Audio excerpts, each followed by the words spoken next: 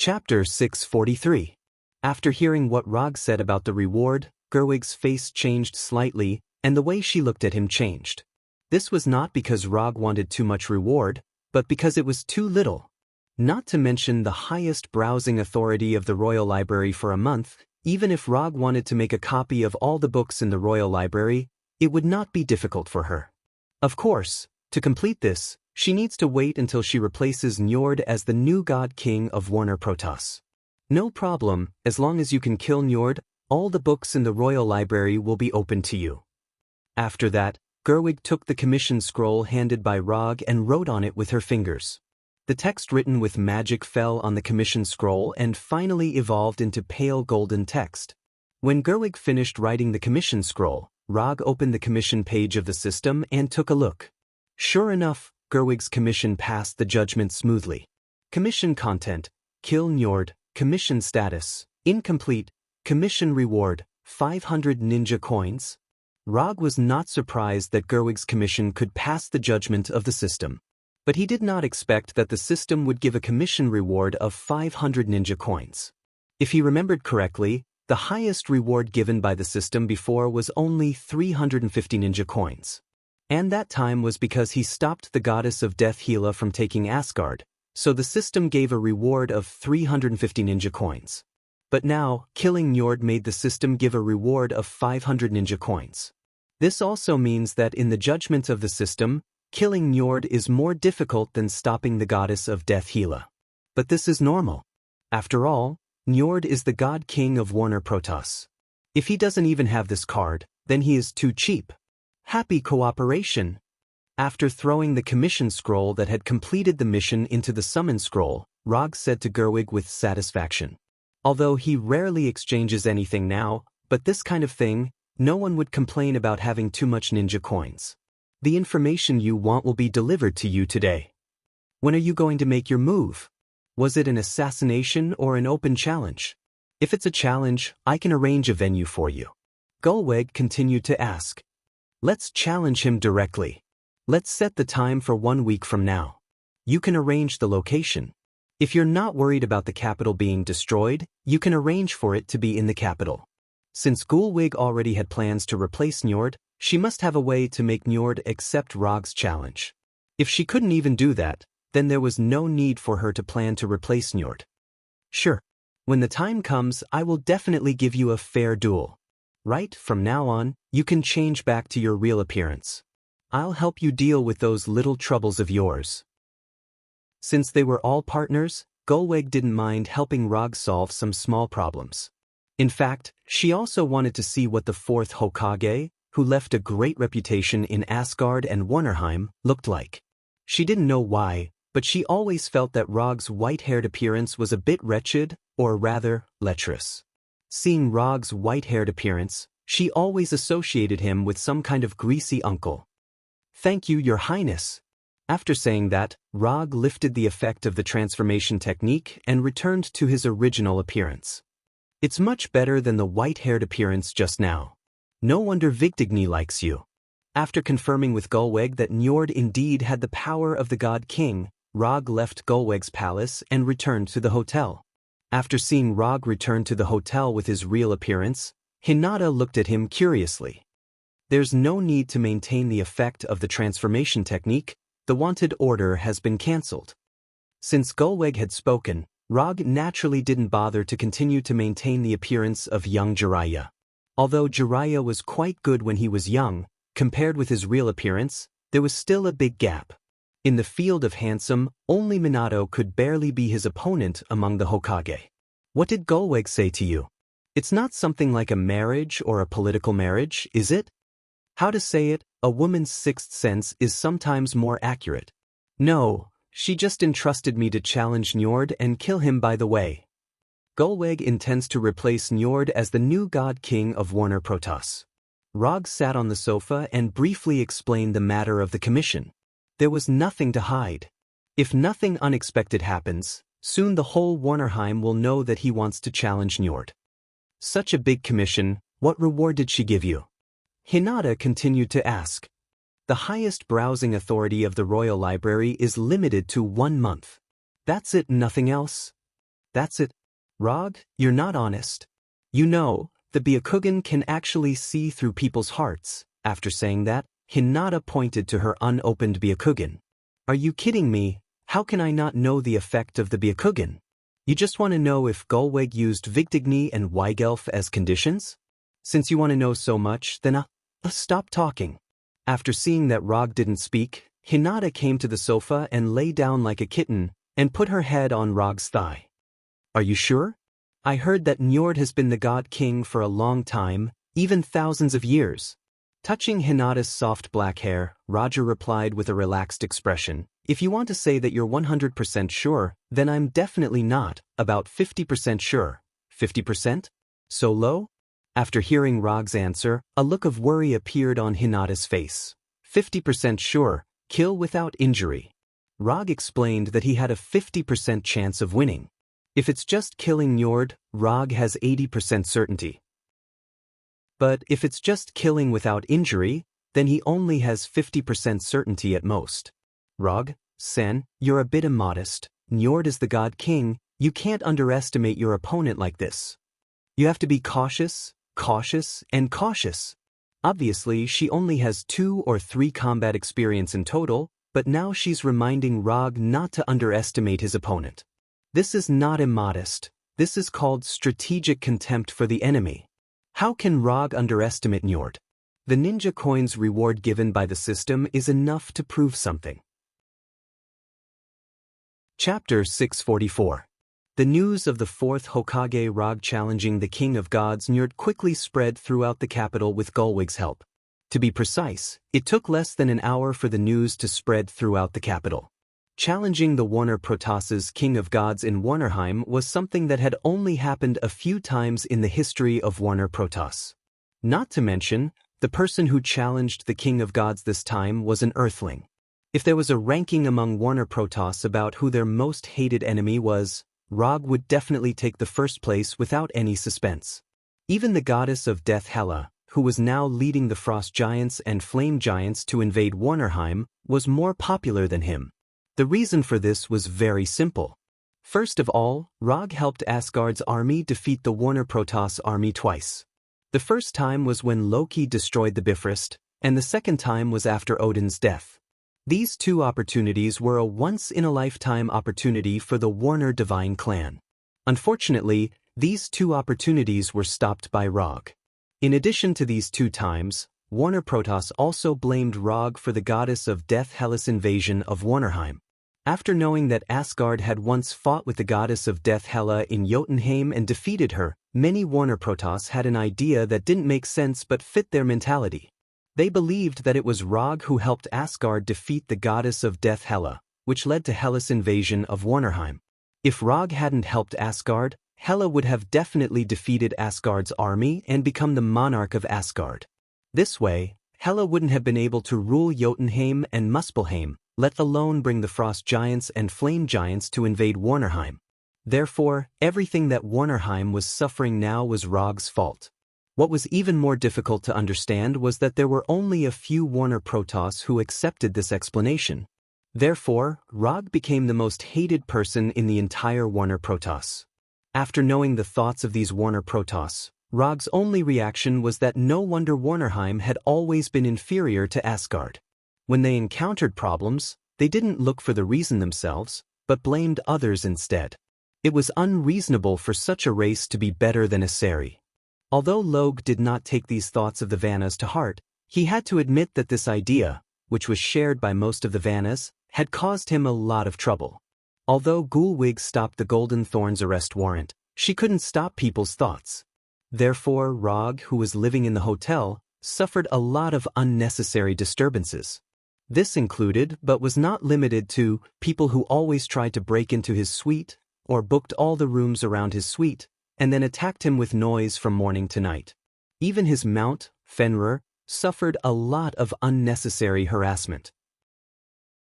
In the beginning, Rog had planned to personally teach these arrogant fellows a lesson. But before he could do it, Hinata stopped him. Under Hinata's suggestion, Rog asked Gulwig for a manor in the suburbs of the capital, and then took Hinata and Fenrir to live there. After moving into this manor that belonged to Gulwig, the unspeakable harassment finally stopped. But this also brought a problem, and that was, Gulwig's reputation among the people became a little bad. Gulwig's move to let Rog live in the manor also caused a small problem. That is, the cooperation between them became known to everyone. Although people didn't know the specific content of the cooperation between them, everyone now knew that the reason why Rog challenged Njord was Gulwig's arrangement. This also caused Gulwig to suffer the most serious reputation crisis in history. Just when Rog was curious about how Gulwig was going to restore her reputation, Gulwig made a move that made him look sideways. Gulwig, who rarely made a move in the Warner Protoss, showed her overbearingness without hiding it. She didn't do anything about those ordinary discussions. However, as long as anyone dared to mention that she had deliberately colluded with Logue, betrayed the Vannas, or even talked about some disgusting cooperation that could not be brought up in public, she would use her actions to prove what it meant to kill anyone who criticized her. For a time, the entire capital was slaughtered, and a large number of people were beheaded by Gulwig's army every day. Under this thunderous suppression, all the criticism in the royal city instantly disappeared. Of course, this was only the disappearance on the surface. Of course, Gulwig knew that these discontented people were just hiding in the dark. But she didn't care too much about this. All she wanted was peace and quiet on the surface. After Gulwig arranged for her army to capture and kill those who criticized her, the people of Warner Protoss realized Gulwig's overbearingness and strength for the first time. The current divine king of Warner Protoss was Njord, but when capturing and killing those people, Gulwig didn't greet Njord at all. Even a few blood relatives of Njord were captured by Gulwig's people and beheaded in public. In addition to showing her overbearingness and strength, Gulwig's actions also revealed a very important piece of information. That was, nearly half of the entire army of Warner Protoss was actually in her hands. No one knew when exactly she pulled these troops under her command, but what people could see was that half of the army hung Gulwig's flag in the position of the commander's flag. This woman is not simple. After seeing Gulwig's actions over the past few days, Rog had to admit that he had underestimated Gulwig. He thought that Gulwig as a goddess would be more tactful. But he didn't expect that in this aspect, Gulwig's overbearingness and strength were no less than his. When arresting those people who were criticizing her, her army really broke down their doors and arrested them without caring about the so-called evidence. According to incomplete statistics, more than 3,000 people were beheaded in public in the past few days alone. When Gulwig went to the manor to ask how her preparations were going, Rog asked Gulwig what she was thinking. Then Gulwig gave him a very simple answer. What Warner Protoss needs now is a powerful monarch who means what she says. Chapter 645. Rog agreed with Gulwig's statement. Given the current situation of the Warner God clan, they indeed needed a god king with sufficient strength to back them up. Looking at the current situation in Warnerheim, one could see how poorly Njord was doing as the god king. Asgard's garrison was not worth mentioning. After all, Asgard had stationed troops in Warnerheim for more than a year or two. However, it was Njord's responsibility to not be able to stop the invasion of the goddess of death, Hel.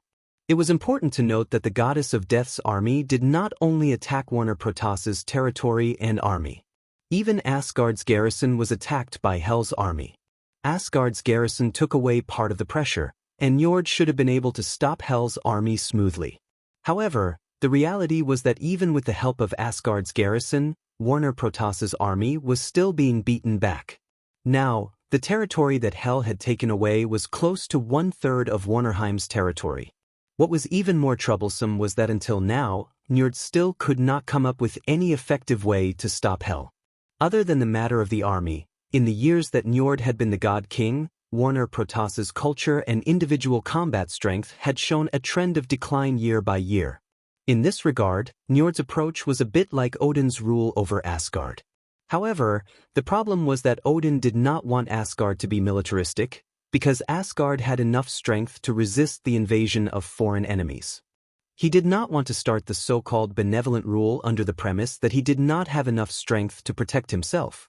Njord began to teach people to put down their bloodthirst and use benevolence to solve disputes in a situation where Warner Protoss did not have enough strength.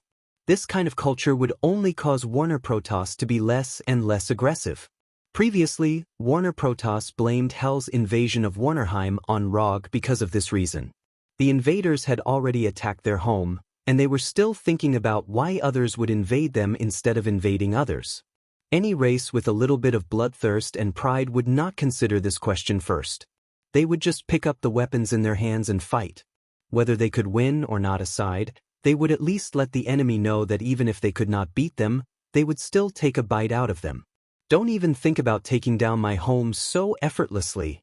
Even if I die, I won't let you have an easy time. If the people of the Vanaheim gods had such courage, they would not have been so cowardly, let alone driving Gila's army out of Vanaheim. But it's a pity that the current Warner Protoss did not have such bloodthirst. Otherwise, Rog would not dare to take Hinata and Fenrir to Warnerheim for a vacation. You know, there are more people here than on Earth who want him dead. Time passed in a blink of an eye, and a week passed quickly. When the agreed time for the challenge arrived, Rog took Hinata and Fenrir, who had recovered his true form, to the royal hunting ground specially arranged by Gulwig. The royal hunting ground was dozens of kilometers away from the capital. There was no need to worry about any damage to the capital. When Rog and Hinata rode Fenrir to the royal hunting ground, which was not open to ordinary people, was already crowded with people.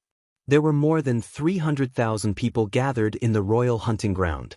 Most of them were residents of the capital. Of course, there were also a small number of people who came from other cities. In the past week, a simple super-large arena had been built.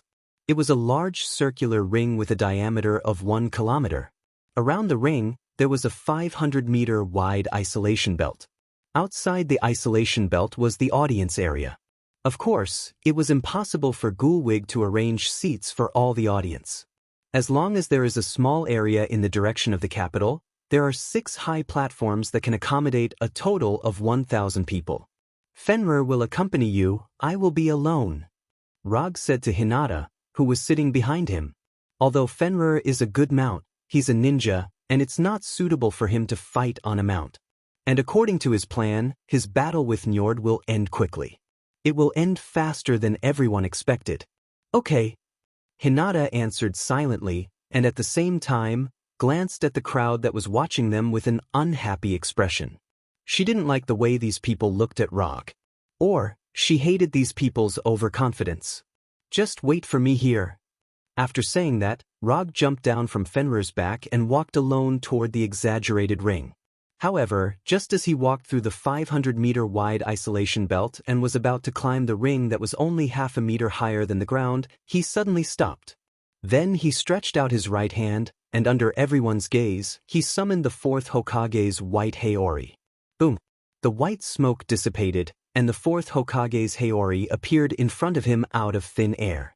Just as the Haori was about to fall under the influence of gravity, he grabbed the Haori and gently flung it back, putting on the Haori that was familiar to the people on Earth. Since it's the 4th Hokage challenging the Warner Protoss's God King, how can the 4th Hokage's iconic Haori be missing? Seeing Logue put on his Haori as if there was no one else around, the audience started looking at him with even more disdain. Although the audience didn't recognize the words on the Haori, they didn't like Rog's arrogant behavior. If looks could kill, he would have died countless times by now. Feeling the murderous eyes coming from all directions, he pretended to enjoy it and took a deep breath. This feeling was very good.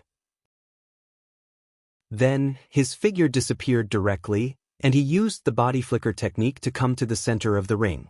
Not long after he came to the center of the ring, Njord, who was riding a huge black saber-toothed tiger, wearing a pale golden armor, and holding a golden trident, came in front of him. Isn't this His Majesty the God King? We meet again. After seeing Njord's arrival, Rog took the initiative to greet him. He didn't know if Gerwig did it on purpose or not, but in this ring, there was a super-large sound transmission magic that could let the conversation between them pass to everyone's ears without missing a word. In the matter of attacking Njord's prestige, Gerwig really didn't hold back. Last time, it was Odin who saved you. You won't be so lucky this time. Compared to Rog, Njord's tone was much more dignified. Odin might have saved me last time, but he might also have saved you. The person whose armor was pierced through seems to be you, His Majesty the God King, right? At that time, Rog had just mastered the immortal mode, so Njord took his most powerful attack without any suspense. Immortal spell, lightning escape, spiral electromagnetic cannon. Arguing is meaningless. Today, I'll let you know what the God King's might is. As soon as he said that, Njord released his God King's aura without reservation, which was the so-called Divine Father's aura. The God King's might? Then I'm not afraid to tell you in advance. I only need 3 moves to kill you. If you don't die within 3 moves, I'll kill myself. Rog's incomparably domineering words were transmitted without missing a single word by the sound transmission magic to the ears of everyone present. Arrogant.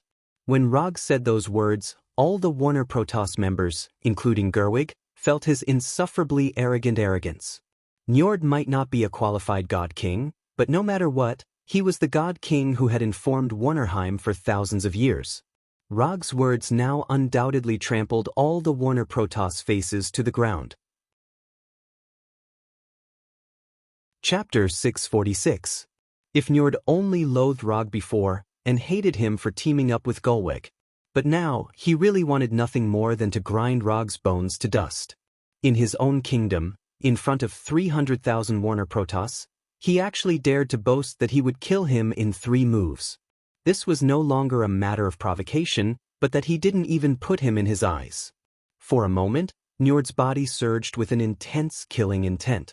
Under the influence of his divine power, the originally endless blue skies suddenly became as gloomy as ink.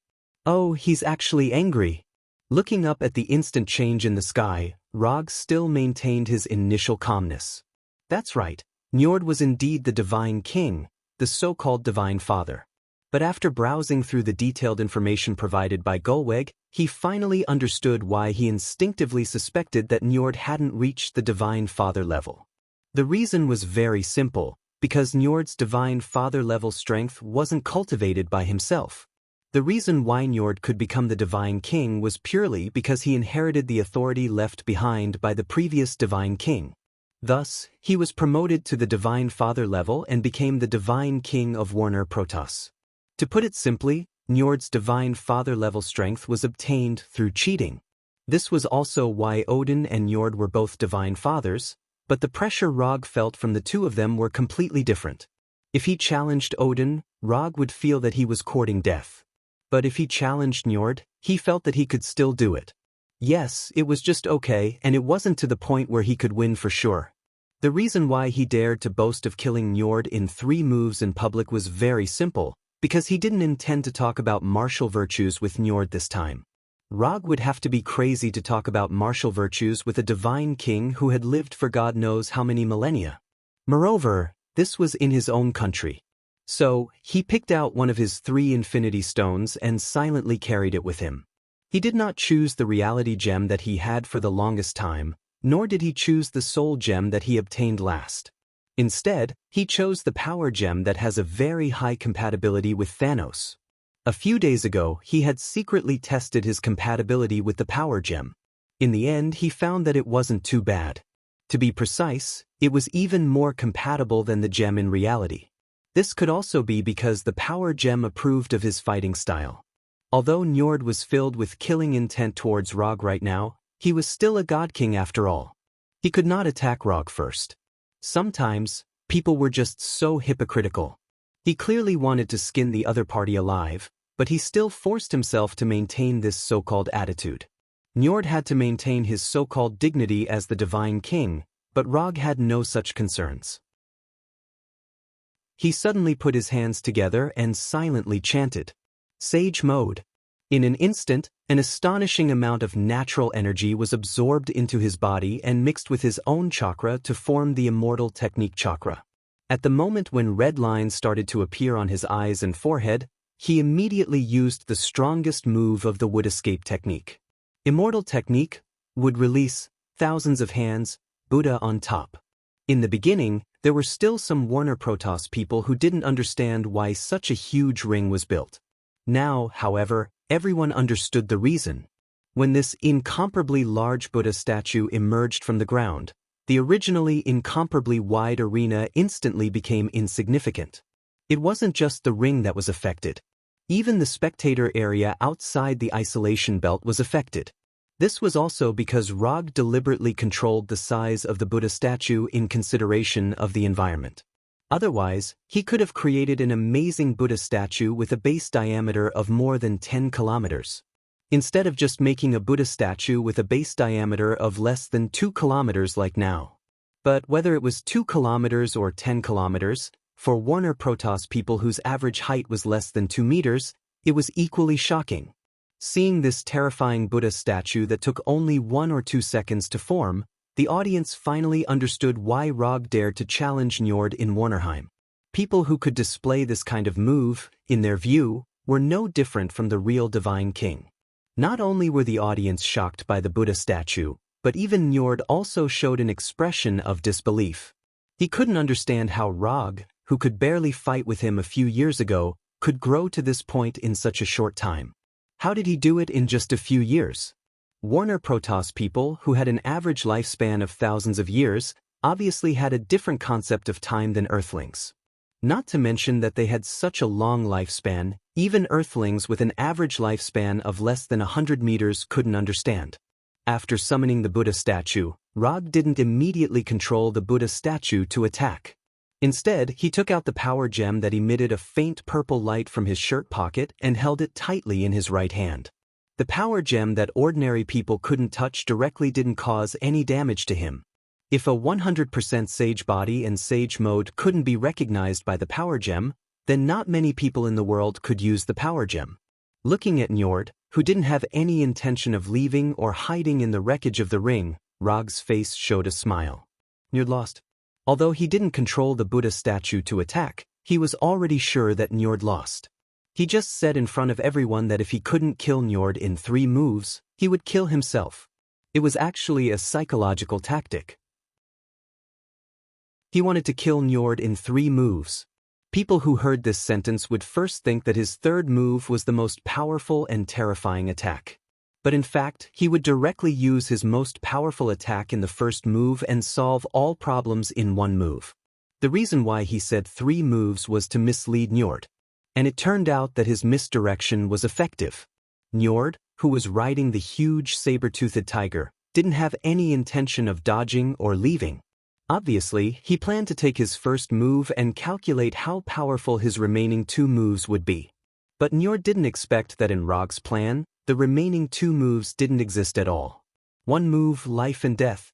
Under his control, the power gem's energy poured into the Buddha statue, making the originally green Buddha statue shine with a purple light. Looking at the purple light that suddenly appeared on the Buddha statue, Gulwig suddenly remembered something. But at this time, Rog controlled the Buddha statue to attack. Buddha on top. Rog put his palms together again and placed the power gem between his palms. Then, the fist behind the Buddha statue came to life in an instant, smashing toward Njord with the power to destroy heaven and earth. When the first fist of the Buddha statue arrived in front of Njord, Njord raised the golden trident in his hand. A pale blue hemispherical energy barrier completely enveloped him. Boom! A terrifying explosion rang out. The blue light and purple light mixed together, forming a dazzling ball of light. Before the sound of the explosion could reach the ears of the surrounding audience, the Buddha statue's 2nd fist came crashing down. Then the 3rd, the 4th, the 5th. In the beginning, one could still see the blue light formed by Njord's divine power. However, after the 20th punch, the blue light completely disappeared and was replaced by purple and golden explosive light. Yula Yula Yula Yula Yula. Although the Buddha statue's body gave people a feeling of incomparable clumsiness, the speed of the Buddha statue's punches was far beyond people's imagination. It had even reached the limit of what the naked eye could capture. The audience thought that they would be able to see a hearty battle, but they never imagined that they would see a one-sided beating. Terrifying explosions rang out continuously, and the shockwaves and shockwaves of the explosions swept out like a tsunami. The earth began to crack, and the continuous violent tremors continued. At this moment, the rapidly punching Buddha statue became the most eye-catching existence in the entire world. The earth wailed, the mountains trembled, and the sky mourned. This doomsday-like scene only lasted for a little more than a minute before it came to an end. In this minute, Rog unleashed all the thousands of punches behind the Buddha statue, not leaving a single one behind. In order to ensure that every punch had enough power, he not only crazily consumed the chakra in his body, but also constantly urged the power gem to provide energy. While he was activating the power of the power gem, a voice that sounded like the ravings of a devil kept appearing in his mind. Smash the world with one punch. Smash the world with one punch. Smash the world with one punch. The power gem certainly had the ability to destroy a world with one blow.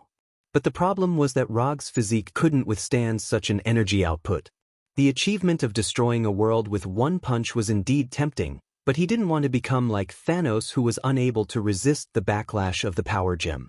Under the temptation of this demonic raving-like voice, he always maintained his initial rationality and did not let the energy provided by the power gem exceed the limit that he and the Buddha statue could withstand.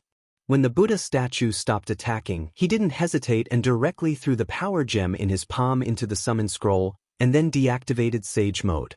As time passed, the smoke and dust raised by the explosion gradually dissipated. When everything returned to normal, the audience, who had come to watch a good show but had almost been killed by the attack, saw the scene in front of them clearly. The Buddha statue with the amazing size was still standing in front of them like a mountain peak. But compared to when it first appeared, the fists behind the Buddha statue had all disappeared. In front of the Buddha statue was a deep pit with a diameter of several kilometers and a depth of hundreds of meters. There was no gravel in the deep pit, nor was there any living thing. Njord, who was supposed to be standing in front of the Buddha statue, had completely disappeared. Instead, there was a fist-sized light blue crystal floating quietly in the center of the deep pit. This light blue crystal was none other than Njord's origin energy. Or rather, it was his God King's authority. Under the attack of the Buddha above the top, Njord didn't even have the chance to self-destruct and was completely killed by the Buddha above the top, integrated with the power gem's energy. Apart from the God King's authority, Njord didn't leave anything behind. Not even his bones were left. It was finally over. Glancing at the God King's authority floating quietly in the center of the deep pit, Rog stretched out his right hand and used 10,000 Mammoth Heaven's pull, sucking the God King's authority into his hand. This battle was not a loss. Although the God King's authority was Njord's origin energy, Rog wasn't sure if he could make Njord leave the God King's authority behind. This was a matter of luck to begin with. If killing a God King could give him a God King's authority, then the God Kings of this world would be too insecure. After throwing the fist-sized God King's authority into the medium scroll, Rog turned his head and looked around. Although Gerweg had prepared a large enough arena for him, it was clear that Gerweg had underestimated his strength. A 1-kilometer diameter arena wasn't enough for him to unleash his full potential. Apart from Njord being killed by the Buddha above the top, the spectators on the opposite side of the Buddha statue also suffered heavy casualties. When the Buddha statue appeared, the spectators outside the isolation zone silently retreated a distance. However, it was clear that they didn't retreat far enough. Rog didn't know how many spectators died from the attack, but judging from the deep pit in front of him that was several kilometers in diameter, the number of spectators who died wasn't small. However, this had nothing to do with him. It was all because Gerweg's arrangements weren't appropriate enough. And these spectators obviously forgot a very important thing. That is, the battle between the strong wasn't something that everyone was qualified to watch. Sometimes, watching the fun also comes with a price. The battle between the 4th Hokage Rog and the God King Njord ended in a way that no one expected. After the death of Njord, Gerweg succeeded as the God King and issued a series of decrees. Although there were many of these God King decrees, they could be summed up in a few words. They were all militaristic and fighting to the death. After the battle with Njord, Rog didn't directly return to the royal city, but rested for a few days in the manor on the outskirts. After spending a few days with Hinata, which everyone was very satisfied with, he returned to the royal city alone, then took Gerweg's order and walked into the library that only the members of the Warner Protoss royal family could enter. Although he asked Gerweg for a month's browsing permission, Rog didn't stay in the library for a month. After the attendant told him that Gulweg agreed to let him take away a copy of any book in the library, he did not stand on ceremony with Gulweg and took away all the copies of the books in the royal library in one fell swoop. As a result, he didn't spend much time in the library. In total, he spent less than 5 days in the library. Chapter 647. After taking away all the copies of the books from the Warner Protoss Royal Library, Rog left the capital with Hinata and Fenrir. Although no one from Warner Protoss dared to express dissatisfaction in front of him, and even the people he met on the street were respectful to him. But he still lost the intention to stay in the capital to play. Traveling was always like that. Before you come, you always feel that the destination is full of scenery. But as long as you go to the destination or stay for a while, you will feel that this place is just like that. This is how Rog feels now. So after getting the reward he deserved, he directly left with Hinata and Fenrir. As for the elf girl Rosie who was auctioned by him, she was sent back to Konoha in advance. If it was calculated based on the length of the journey, Kuroto and Hinata's journey was already over.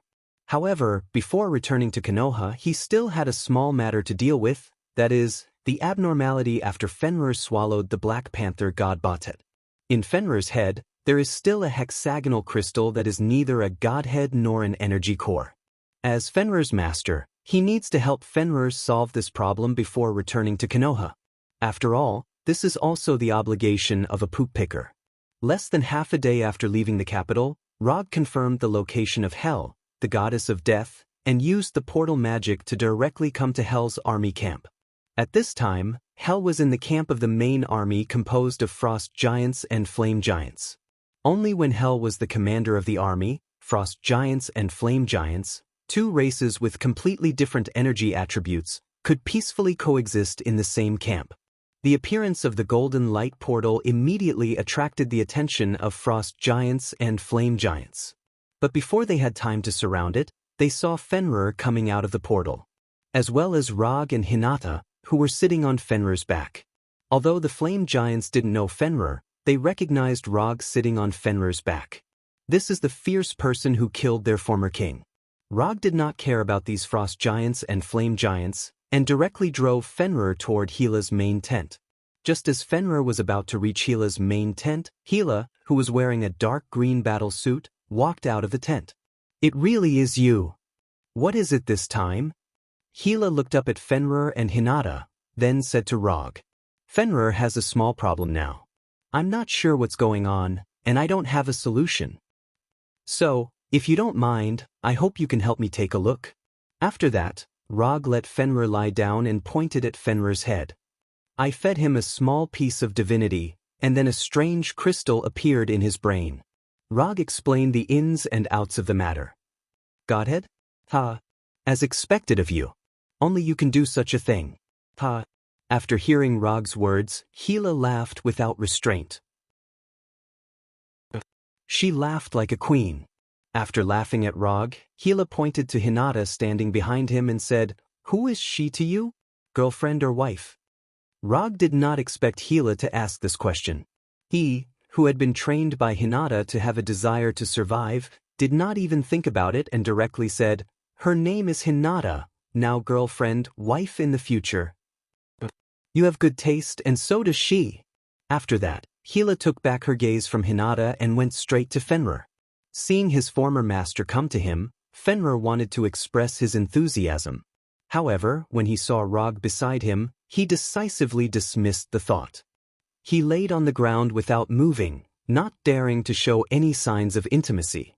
Hila raised her right hand and gently stroked Fenrir's head, then controlled the divine power of death to surge into Fenrir's head. Hila's perception lasted for more than a minute before it ended. After retracting her right hand, she slowly said, "Fenrir is not much of a problem. It's just that his current body can't support him to condense his own godhead. Fenrir was resurrected by you. You should know that Fenrir is not a complete life, and his soul is still in an incomplete state. If I'm not wrong, you should have reached some cooperation with the Lord of Hell, Mephisto, and used part of Mephisto's power to finally resurrect Fenrir. Normally, there is no problem with this method of resurrection, But the Fenrir resurrected in this way is not a complete Fenrir. But you don't have the divine power of death, so it's normal that you can't notice this. Hela explained Fenrir's current state. Although she did not say it, Rog could already see that Hela had a way to repair Fenrir's soul. What do you want? Rog said directly. Do you still have the Godhead fragment that Fenrir swallowed? If you do, I want that Godhead fragment. If you don't, then you can only follow my army for a while. Hela said the reward she needed. For her who has almost touched the threshold of Divine Father, although the Godhead fragment of the Black Panther god Batet is not particularly useful, it is still a good reward. I just have one more. After saying that, Rog used the psychic technique to summon the remaining Godhead fragment. After receiving the Godhead fragment from Rog, Hela suddenly raised her eyebrows and continued, I heard that you killed Njord a few days ago and got his Godhead authority. This can't be given to you, I have use for myself. Although Njord's Godhead authority is inconsistent with his ninja path, it is still an extremely rare and precious item. More importantly, the Godhead authority can allow him to further enhance his physique and strength after eating the chakra fruit. Therefore, Njord's Godhead authority, he will not give it to Hela no matter what. Njord himself inherited the authority of the previous Godhead, so he took the crucial step and was promoted to the Godhead. If he gives Njord's Godhead authority to Hela, he can guarantee that in a few days, Hela will become the Godhead, the so-called Divine Father. I'm just asking, I don't plan to take it. Although I don't have much contact with this old woman, I know that she is a very scheming woman. You took away Njord's Godhead authority, you have to be more careful yourself, that old woman is not as simple as you think. Hela glanced at Rog and said slowly. Thank you, I will be careful. Well, there is nothing else. Fenrir will stay with me for a while, about a month or so on Earth, you can come and pick him up then. No problem, thank you for your hard work. After patting Fenrir, who still hadn't reacted, Roger left with Hinata and opened the portal back to Konoha's hidden village. Rog is not worried that Fenrir will not want to return to his side after staying with Hela for a month. To some extent, Fenrir is a wolf with good morals. He will not make unwise choices that endanger his life. More importantly, Hela will not rob him of Fenrir. If Hela wants to get Fenrir back, she has a more effective way. For example, consuming one of Rog's 3 promises. Compared with when he left, Konoha's hidden village has not changed much. The infrastructure and expansion work that should be carried out is still continuing, and the interstellar trade that should be carried out is also constantly being carried out. In other words, whether Rog is in Konoha's hidden village or not, it will not have any impact on the development of Konoha's hidden village. Of course, when Konoha is invaded by a powerful foreign enemy, Rog, the 4th Hokage, can play a role. After returning to Konoha's hidden village, Hinata just returned to the Hokage's mansion to change her clothes, and then went to the Hokage building with Roki, who was sent back in advance. Hinata took her new personal assistant Roki to the Hokage building, while Rog went alone to the lush forest outside Konoha's hidden village. With the various plants provided by Igo, the planet Tatooine has been completely restored. Just by looking at the current environment of Tatooine, it is completely impossible to imagine that it was a desert a few years ago. This is my planet. Rog himself didn't expect that after coming to this world, he would have a planet that completely belongs to him. This is more than a difference for him who almost couldn't afford to pay the rent before. After calming down, he summoned the silver surfboard of the Silver Shadowman. Because he wanted to challenge Njord, he didn't study this surfboard seriously. After returning to his own territory, he finally had time to satisfy some of his little curiosity. However, he didn't expect that his research on the silver surfboard would take more than half a month. The location of the research was also moved from the forest outside the village to the laboratory in the village. After more than half a month of research, he can basically be sure that the former owner of the surfboard, the Silver Shadowman, is not dead, but he doesn't know where he fell. In addition, through the study of the cosmic energy on the surfboard, he found a way to devour all the energy of a planet in just 2 or 3 days. How to say it, this method of devouring is very similar to Uncle Devourer. Unlike his Sage mode, which only integrates natural energy, The method of devouring energy developed on the surfboard is directly aimed at completely destroying a planet. All the matter and energy on the planet are reduced to the purest cosmic energy. Then it is eaten in one bite. This method of devouring makes him unconsciously think of the truth-seeking ball. The truth-seeking ball can also devour everything formed by the nature of yin and yang, the 5 elements, and return everything to nothingness. However, compared to the truth-seeking ball, the method of devouring the planet provided by the surfboard is much simpler and more crude. In addition to the method of completely devouring the planet developed from the surfboard, Rog's biggest gain is to figure out how to transform cosmic energy into natural energy. It may not be appropriate to call it natural energy. To be more precise, it should be to transform cosmic energy into forms such as heat, gravity, or kinetic energy that are common on the planet. Quickly devouring the planet and transforming cosmic energy into other forms are the most important gains of his research over the past half a month. In addition, there are only 2 gains left: knowing that the Silver Shadow Man is not dead and that the surfboard can constantly absorb energy from the universe. These studies are of no help to his ninja strength, but they allow him to see some things that can only be seen at the Heavenly Father level. The gains obtained from the surfboard, plus Njord's God King authority. With the existence of these 2 things, he is confident that after eating the chakra fruit, he will quickly gain a foothold at the Heavenly Father level. If possible, he can even try to advance to the single universe level and the multiverse level. Of course, all of this has to wait until he eats the chakra fruit and improves his strength, physique, soul, and status to the peak of the Heavenly Father level.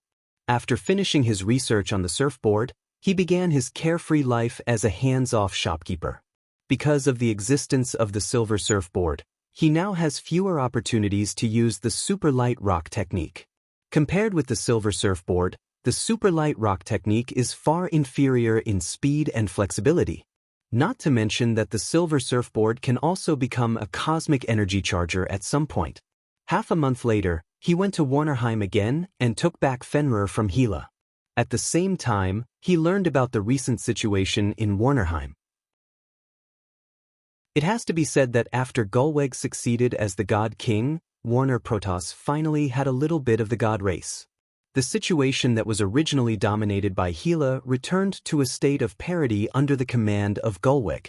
And this is still under the condition that Asgard's garrison is not taken into account. If Asgard's garrison is included, Warner Protoss can be regarded as beating Hela's forces back again and again. Rog did not intervene in the war in Warnerheim and returned directly to Konoha with Fenrir. According to Hela, she has completed Fenrir's soul and promoted Fenrir from a demonic beast to a demigod. Yes, only a demigod. In the end, Fenrir failed to be promoted to the realm of godhood and godhood. However, compared to before, Fenrir still had a huge change. The most obvious change was that Fenrir changed from a black wolf to a silver wolf, and it was a silver wolf that could speak human language. As for how Hela did it, Rog didn't know. However, he was still very satisfied with Fenrir's new image. At Fenrir's request, he sent Fenrir to the werewolf kingdom on Earth, the summit of the peaks, and let Fenrir become the guardian of the werewolves. This was also the path that Black Panther god Bast had chosen to become a god. The only difference was that Black Panther god Bast chose to guard the Wakanda people at the time, while Fenrir chose to guard the werewolves. For Rog's practice of sending a demigod creature to Earth, his magic teacher, Ancient One, did not express any dissatisfaction. However, his junior brother, Strange, had some small opinions. However, Strange's opinion was directly ignored by Rog. Strange was still young and had not yet taken over the position of Sorcerer Supreme from Ancient One. After he became the Sorcerer Supreme, he would know that there were all kinds of monsters on Earth. Fenrir was a little demigod and was nothing at all. Chapter 648. After sending Fenrir back to Earth, Rog's leisure days were officially over. Now there is more than a month left before the chakra tree fully matures. He needs to adjust himself to the best state during this time, and then eat the chakra fruit that can make him an immortal. In fact, other than adjusting his condition, there was nothing else he could do. If possible, he also needs to raise the resonance of QB in his body to the level of complete compatibility. Although after eating the chakra fruit, the bijuu's help to him is not so obvious. But in any case, QB was exchanged for 2,000 ninja coins. It's not in his character to waste it like this. When Rog put all his attention on the adjustment of his state and the improvement of QB's resonance, his already amazing chakra amount is constantly increasing. It wasn't until he developed the sage body to 100% that he finally understood why Hashirama has far more chakra than ordinary people. Chakra is the product of the fusion of spiritual energy and physical energy, and the limit of the body determines the amount of physical energy. Although the sage body also has a limit, that limit is far beyond ordinary people. Even Rog, whose chakra amount has reached 0. 7 pillar, is far from touching the limit of the sage body at this time. He can't even see where the limit of the sage body is. Time passed day by day, and Rog's chakra amount is increasing at a steady rate. What surprised him even more is that QB, who was not very compatible with him, has become extremely tacit at this time. A month and a half is not long, but it's not short either. When Rog finished this life of eating and sleeping in addition to cultivation, he opened the system and took a look at his current chakra amount and the resonance with QB. Chakra amount, 2 pillar, 1. 4 pillar, 0. 8 pillar for Bijou, Jinchuriki, QB, resonance, 8. Because of the time, he was unable to raise the resonance of QB to 9 and reach a perfect fit with QB. However, he didn't pay too much attention to this.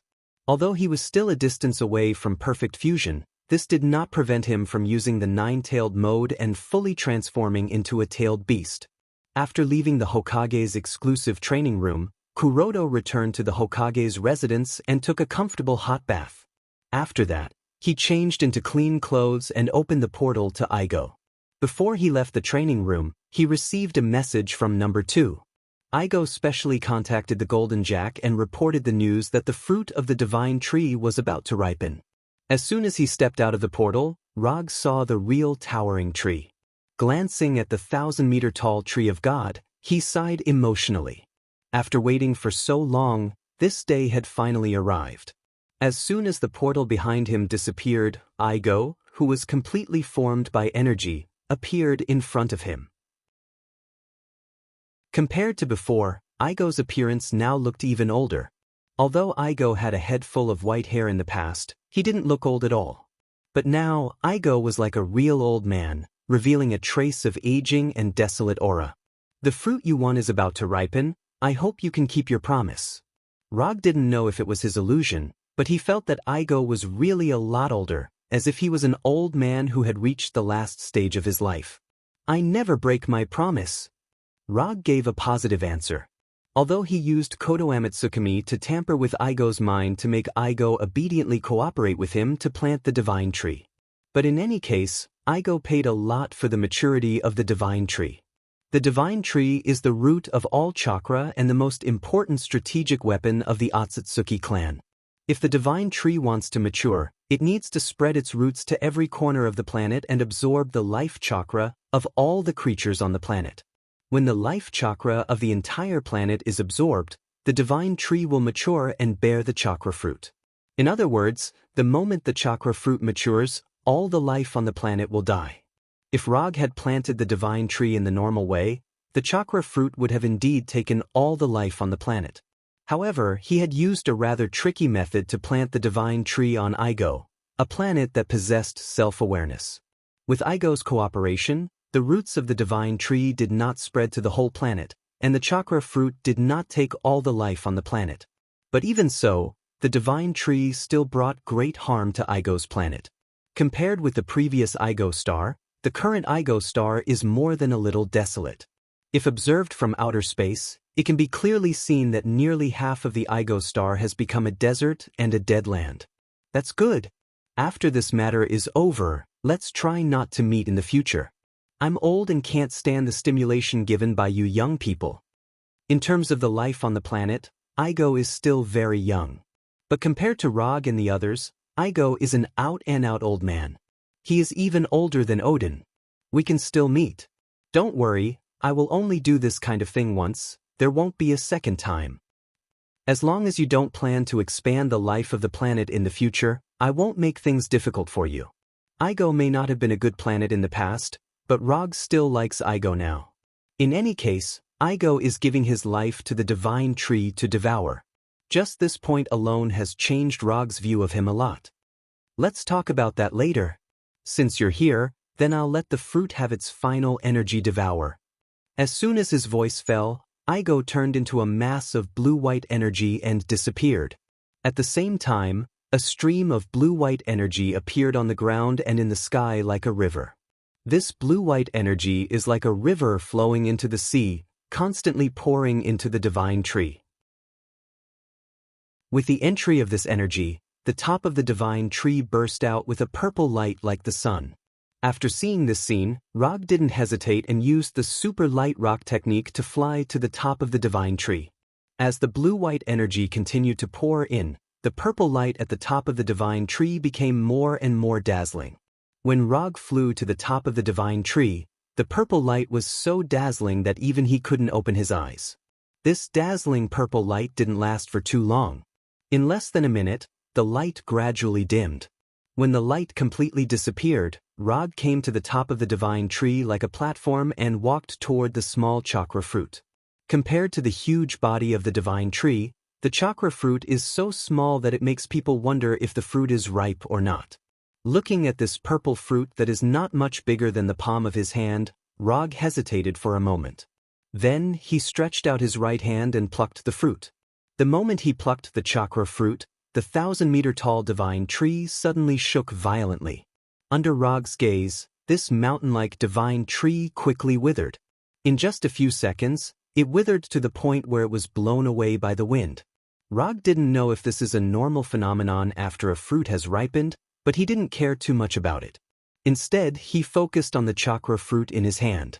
From its appearance, the chakra fruit is a bit like a purple apple. Just by looking at its appearance, Rog couldn't see anything special about this chakra fruit.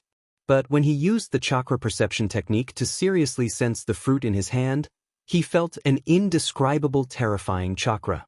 Unlike the so-called 7-attribute chakra, the chakra in the fruit doesn't have any attributes. It is just a pure primitive chakra. It should be right.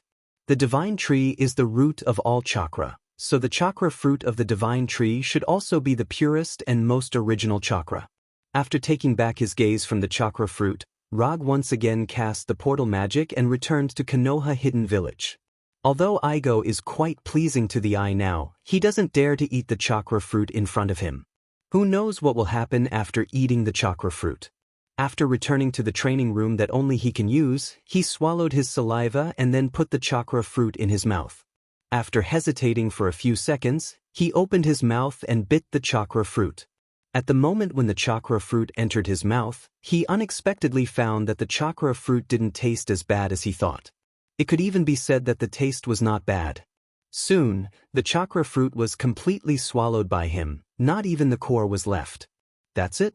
The chakra fruit was eaten, but Rog didn't feel anything different. His body didn't change, the chakra fruit didn't change, nothing changed. What's going on? It shouldn't be.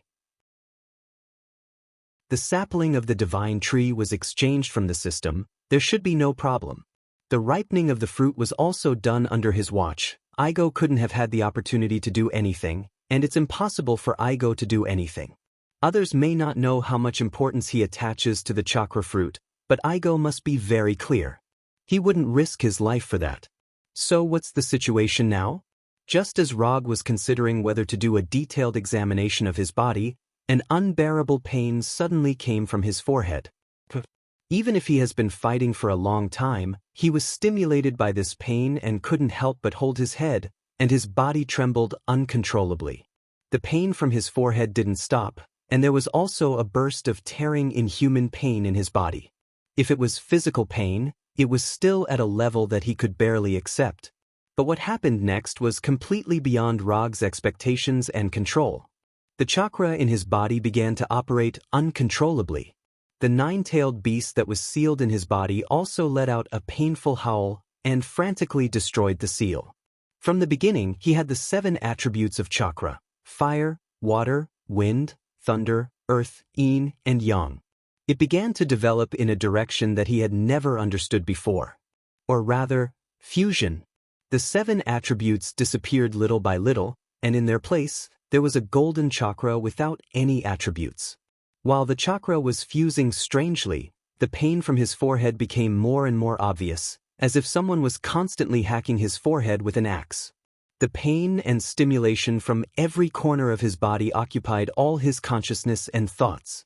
He couldn't even feel the passage of time and the existence of space.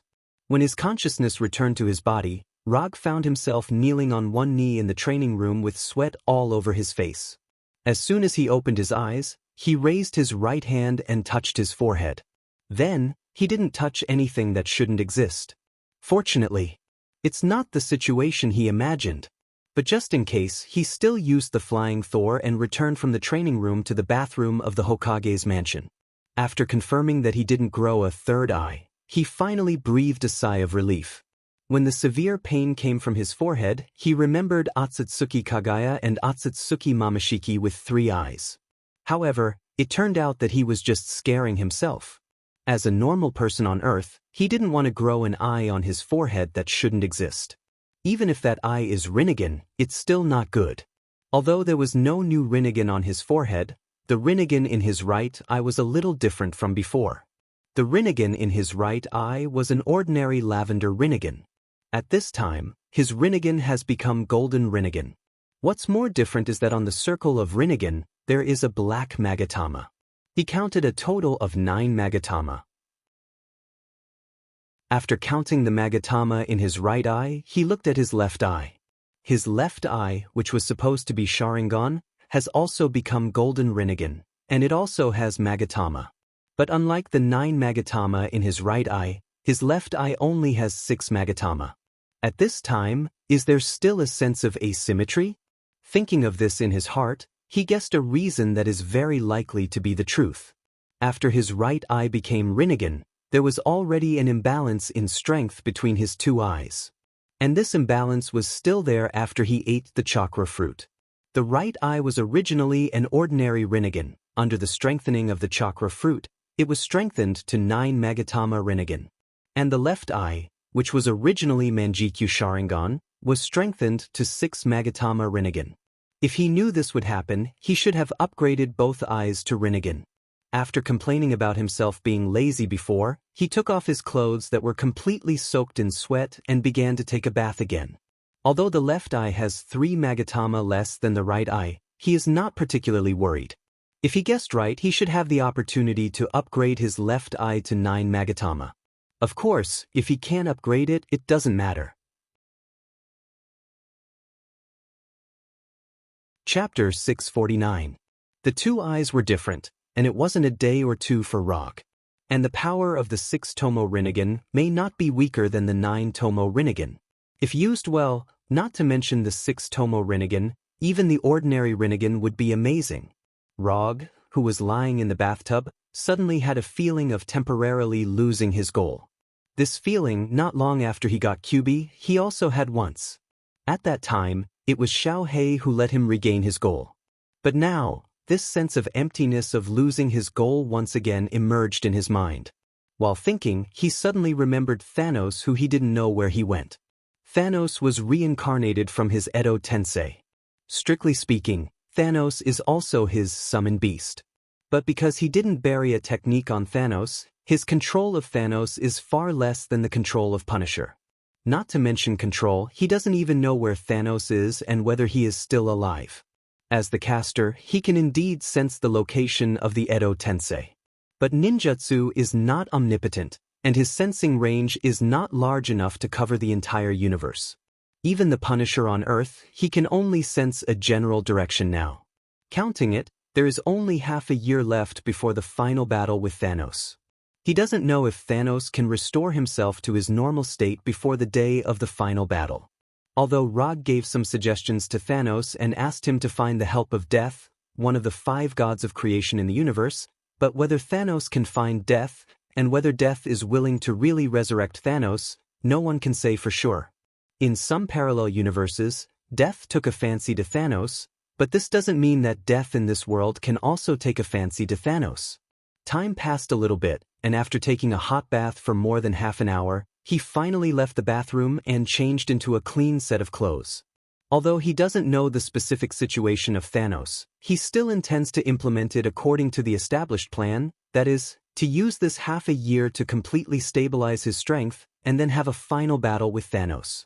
After enjoying an authentic Chinese meal in the Hokage's residence, Kuroto returned to the training room with the Flying Thunder God. He ate the chakra fruit, and he also got the 9 Tomo Rinnegan of Otsutsuki Kagaya and the 6 Tomo Rinnegan of Uchiha Sasuke. However, he did not fully understand the state of his body. The 2 Magatama eyes were the most obvious change. Inside the invisible body, there might be some unexpected changes that he couldn't foresee. First, he checked his chakra. Compared to his previous 7-attribute chakra, his current chakra no longer had any attributes. Its color had also changed from light blue to gold. He condensed a Rasengan in his right hand, and then he saw a golden Rasengan. Although he personally preferred the previous blue Rasengan, the gold one looked okay. It gave off a feeling that it was very expensive.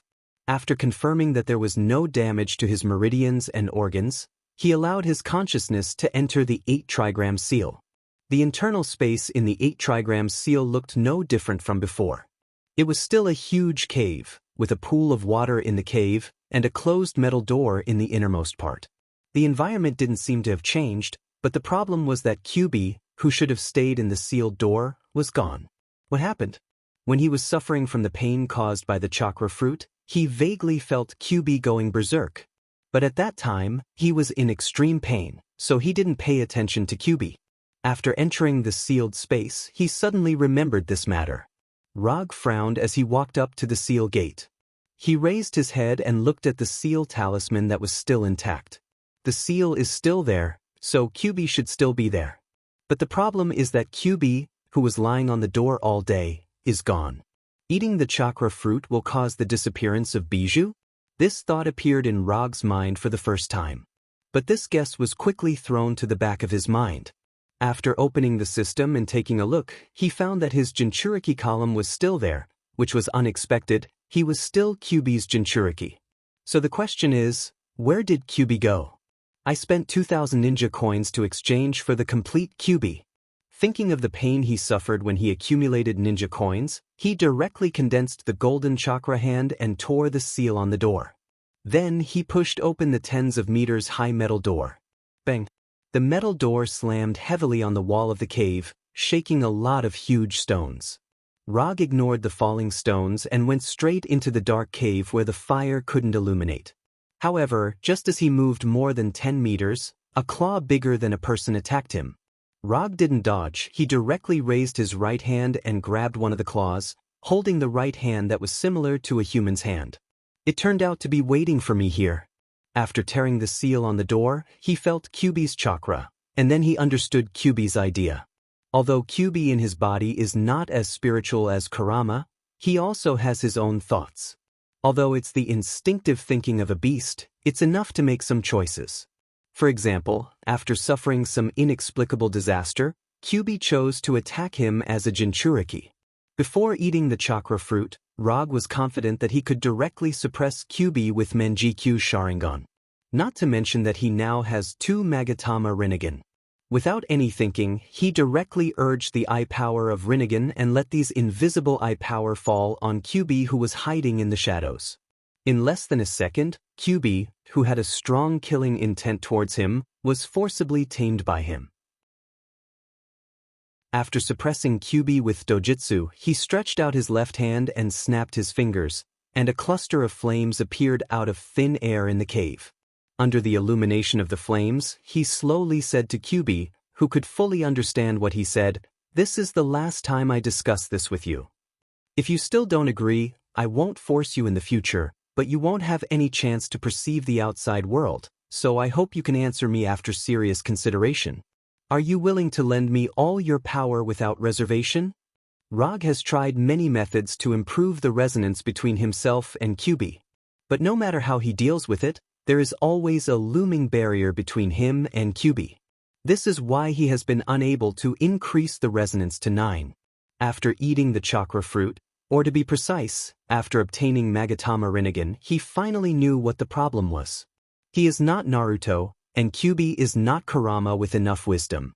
It is impossible for him to achieve a perfect fit with Kyuubi using Naruto's method. Kurama has the same wisdom as humans, so he can understand Naruto and is willing to be Naruto's most reliable friend. But Kyuubi in front of him can't do this. Because from the beginning to the end, Kyuubi in front of him is a bijou with beast instincts. There is only one way to make a beast fully recognize you and obey you, that is, to completely beat it and let it know who is the master.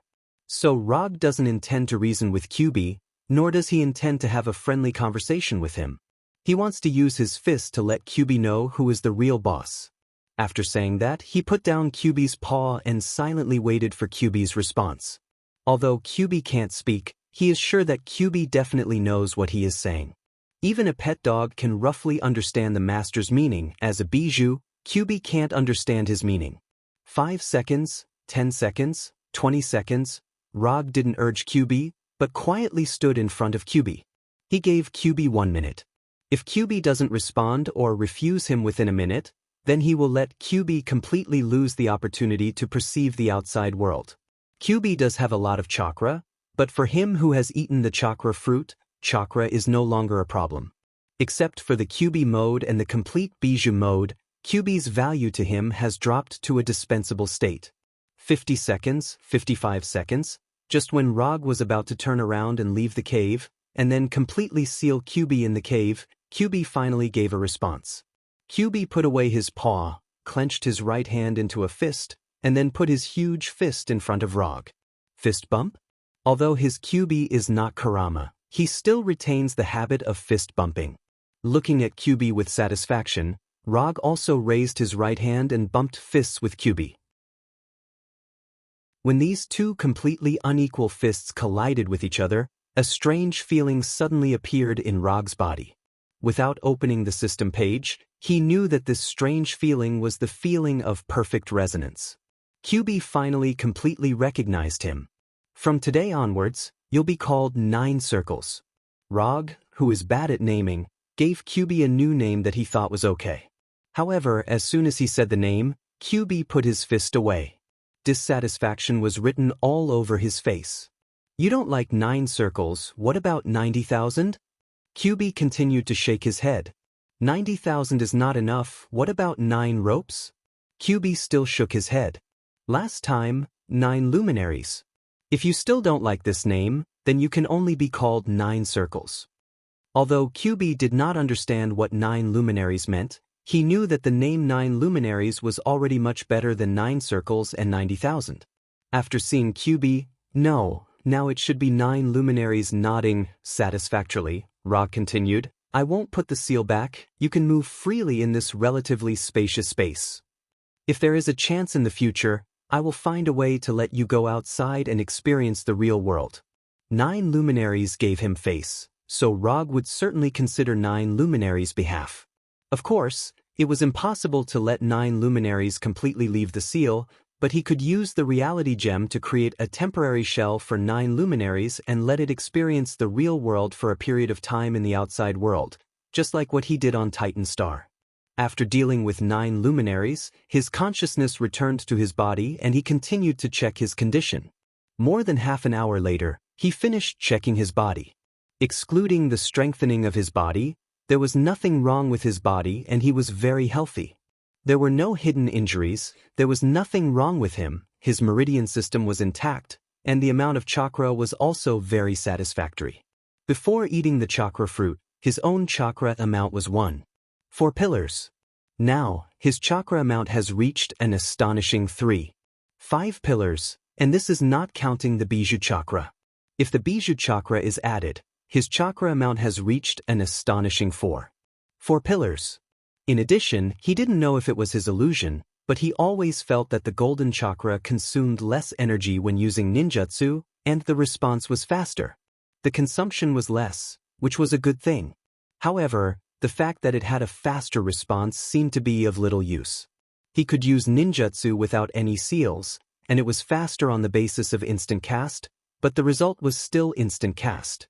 After confirming that there was nothing wrong with his current body, he began to think about the ninjutsu that Otsutsuki Kagaya had. Infinite Tsukuyomi was not needed, he had no intention of ruling the world. However, he was still very interested in ninjutsu like Yomibai, Heaven's Defense, 80 Gods Air Attack, Grey Bone, and Expansion Truth-Seeking Ball. After deciding the plan for the rest of the year, he left the training room with the Flying Thunder God and came to the Hokage building. To be precise, he came to Hinata. At this time, Hinata was looking at the display in front of her seriously and frowning from time to time.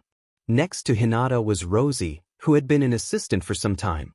"Rog, why are you here?" As soon as Rog appeared, Hinata's gaze shifted from the display to him. "Your eyes." Before Rog could speak, Hinata asked. "I ate the fruit, and then..."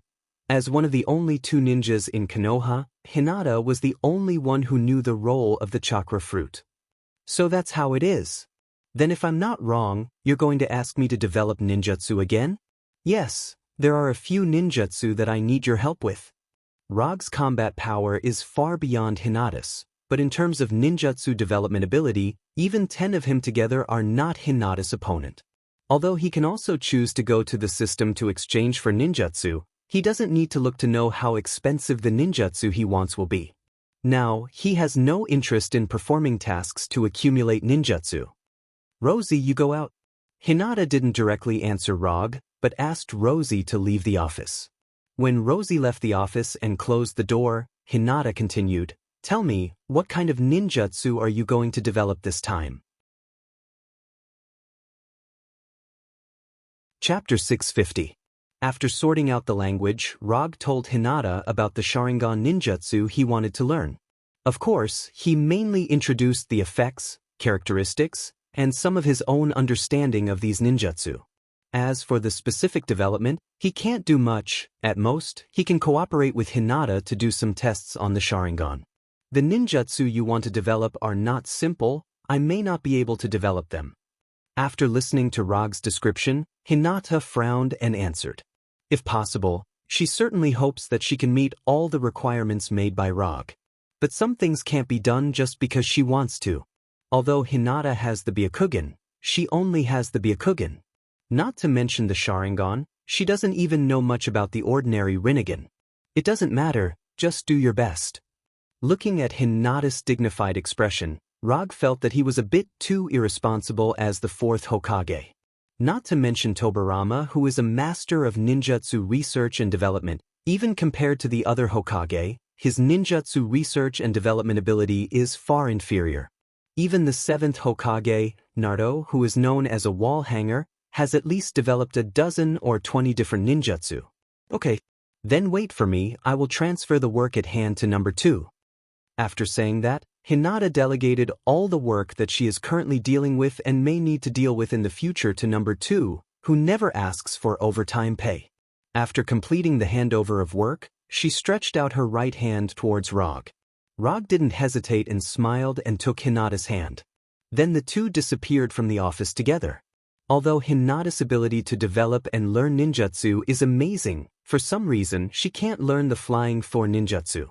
Even if Rog personally taught her, it didn't help. After several attempts, Hinata also gave up learning the Flying Thor. Through the Thor, Rog and Hinata arrived at Hinata's personal laboratory. Although Rog is the Hokage, in the village, the laboratory with the highest specifications is not his laboratory, but Hinata's. What he owned was the training room with the highest specifications. After arriving at the laboratory, Hinata went straight to the 5-meter-long test bench and put on the white coat hanging on the side. Then he took out a syringe. Seeing these needles of different sizes, Rog unconsciously swallowed his saliva, and then came to Hinata as if he had accepted his fate. There was nothing wrong with Hinata doing experiments. The only drawback was that it consumed a lot of HP.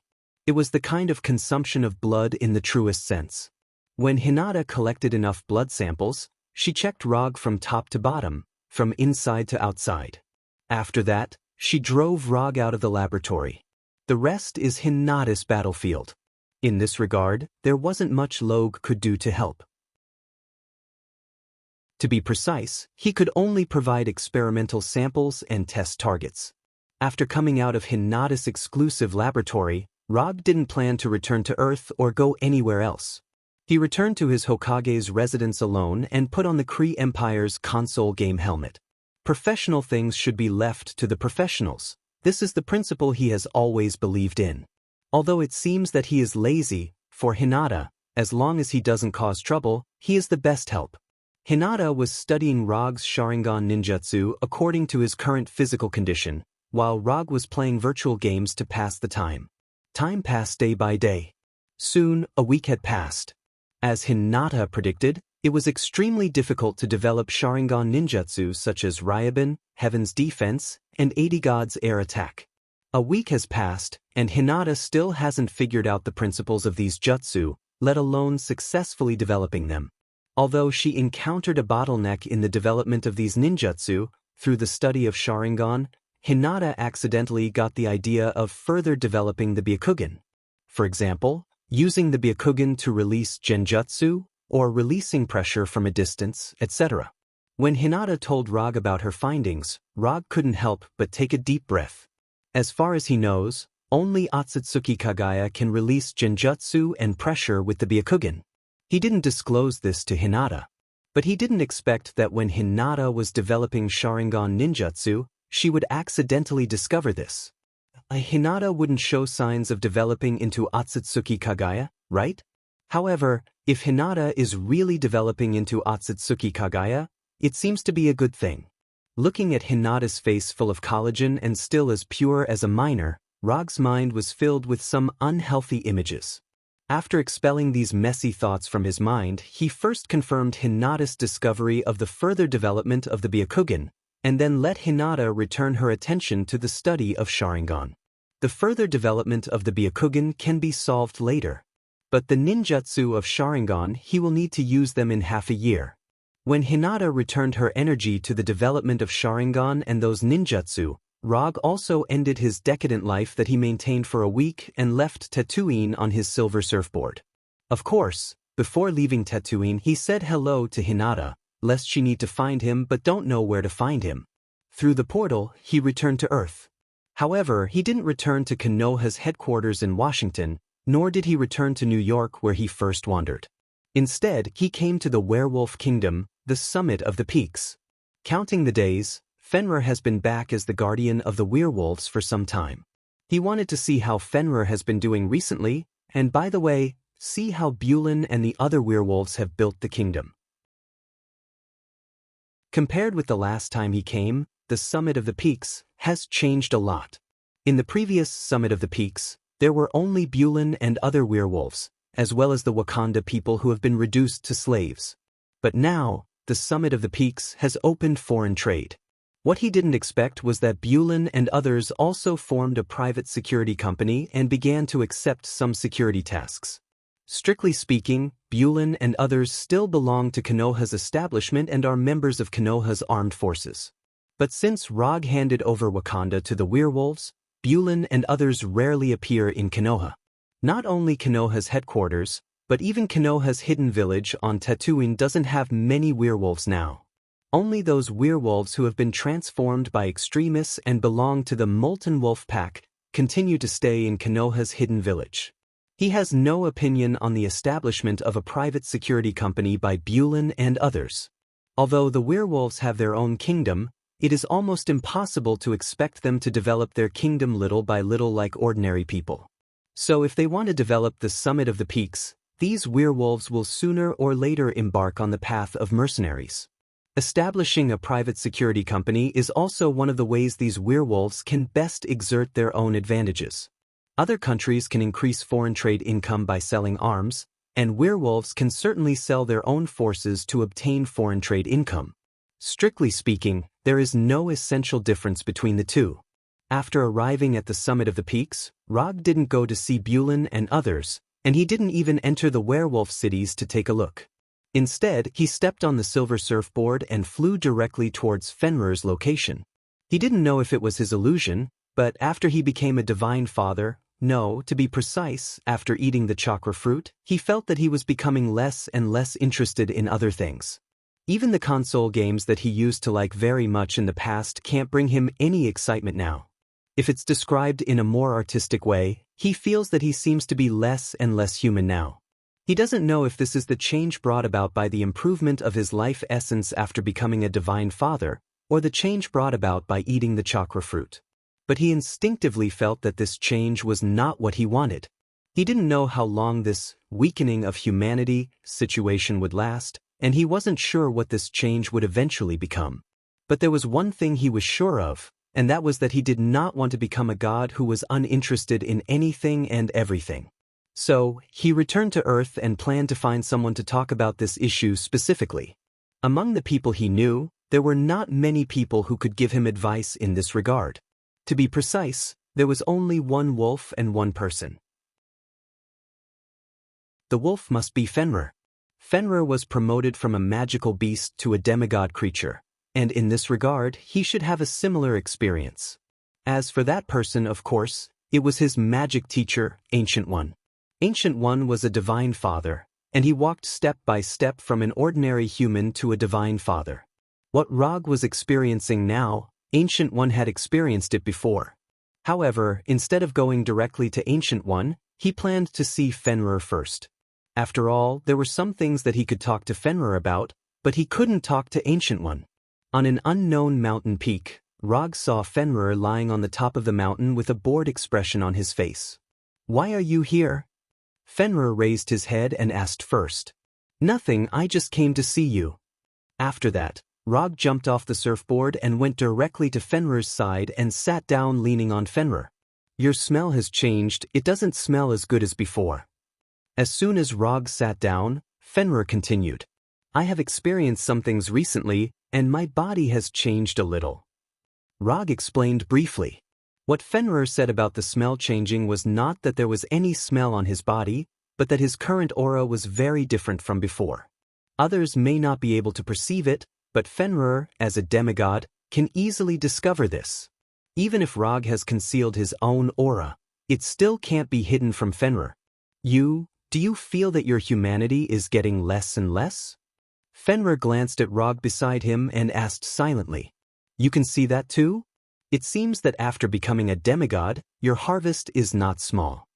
Rog said with a smile, and touched Fenrir's white hair by the way.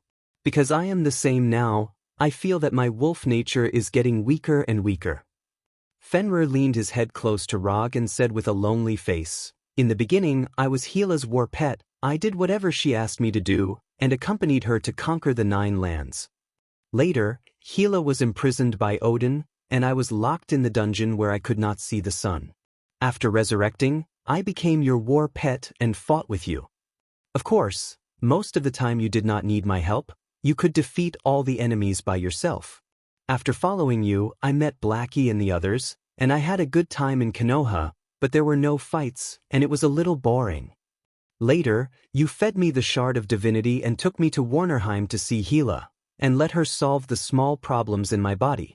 Finally, I became what I am now, a demigod creature." Fenrir's tone was flat as he described his past, like an old man recalling his youth. "But after becoming a demigod creature, you feel that everything has changed.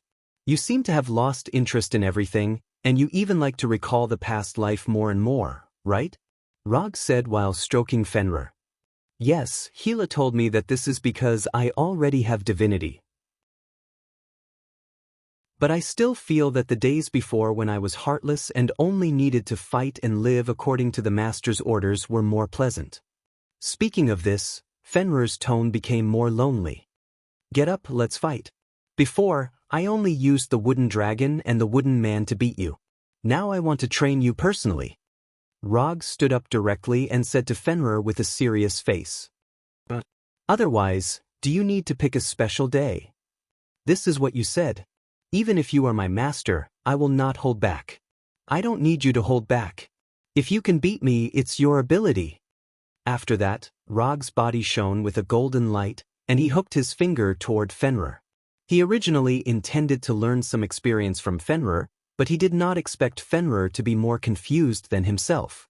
At least he knew what he had to do in the future, but Fenrir directly entered the state of recalling his youth, like an old man waiting for the end of his life.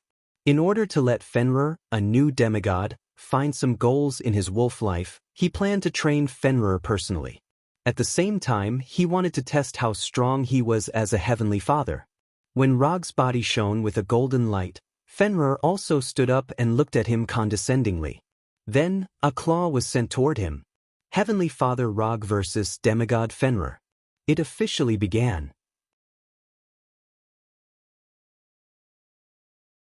Chapter 651. Fenrir became whiter and stronger. But in front of Rog, who ate the chakra fruit, it was still not enough. Although Fenrir had worked very hard, and even used all his strength, the results still did not change. More than 10 minutes later, Fenrir was lying on the ground on the top of the mountain, which had collapsed beyond recognition. It stretched out its red tongue and gasped for air. In terms of time, Fenrir's performance this time was already very good. After all, Rog was now a godfather. But the problem was that in the process of fighting with Fenrir, Rog didn't use a heavy hand, and he didn't even release ninjutsu. He only relied on his current unreasonably strong body and his own close combat skills to completely beat Fenrir to the ground. It was not particularly easy for him to defeat Fenrir, who was already a demigod creature, by relying only on physical strength. Although Fenrir's body was a bit big, his agility and speed were not bad. Several times, Rog's arm was almost bitten off by Fenrir. However, the person who won in the end was still him. When Fenrir was lying on the ground to recover his strength, Rog did not hesitate to lie directly on Fenrir's body, calming his somewhat chaotic breath. Although Rog fought with Fenrir in order to let Fenrir find the goal of wolf life.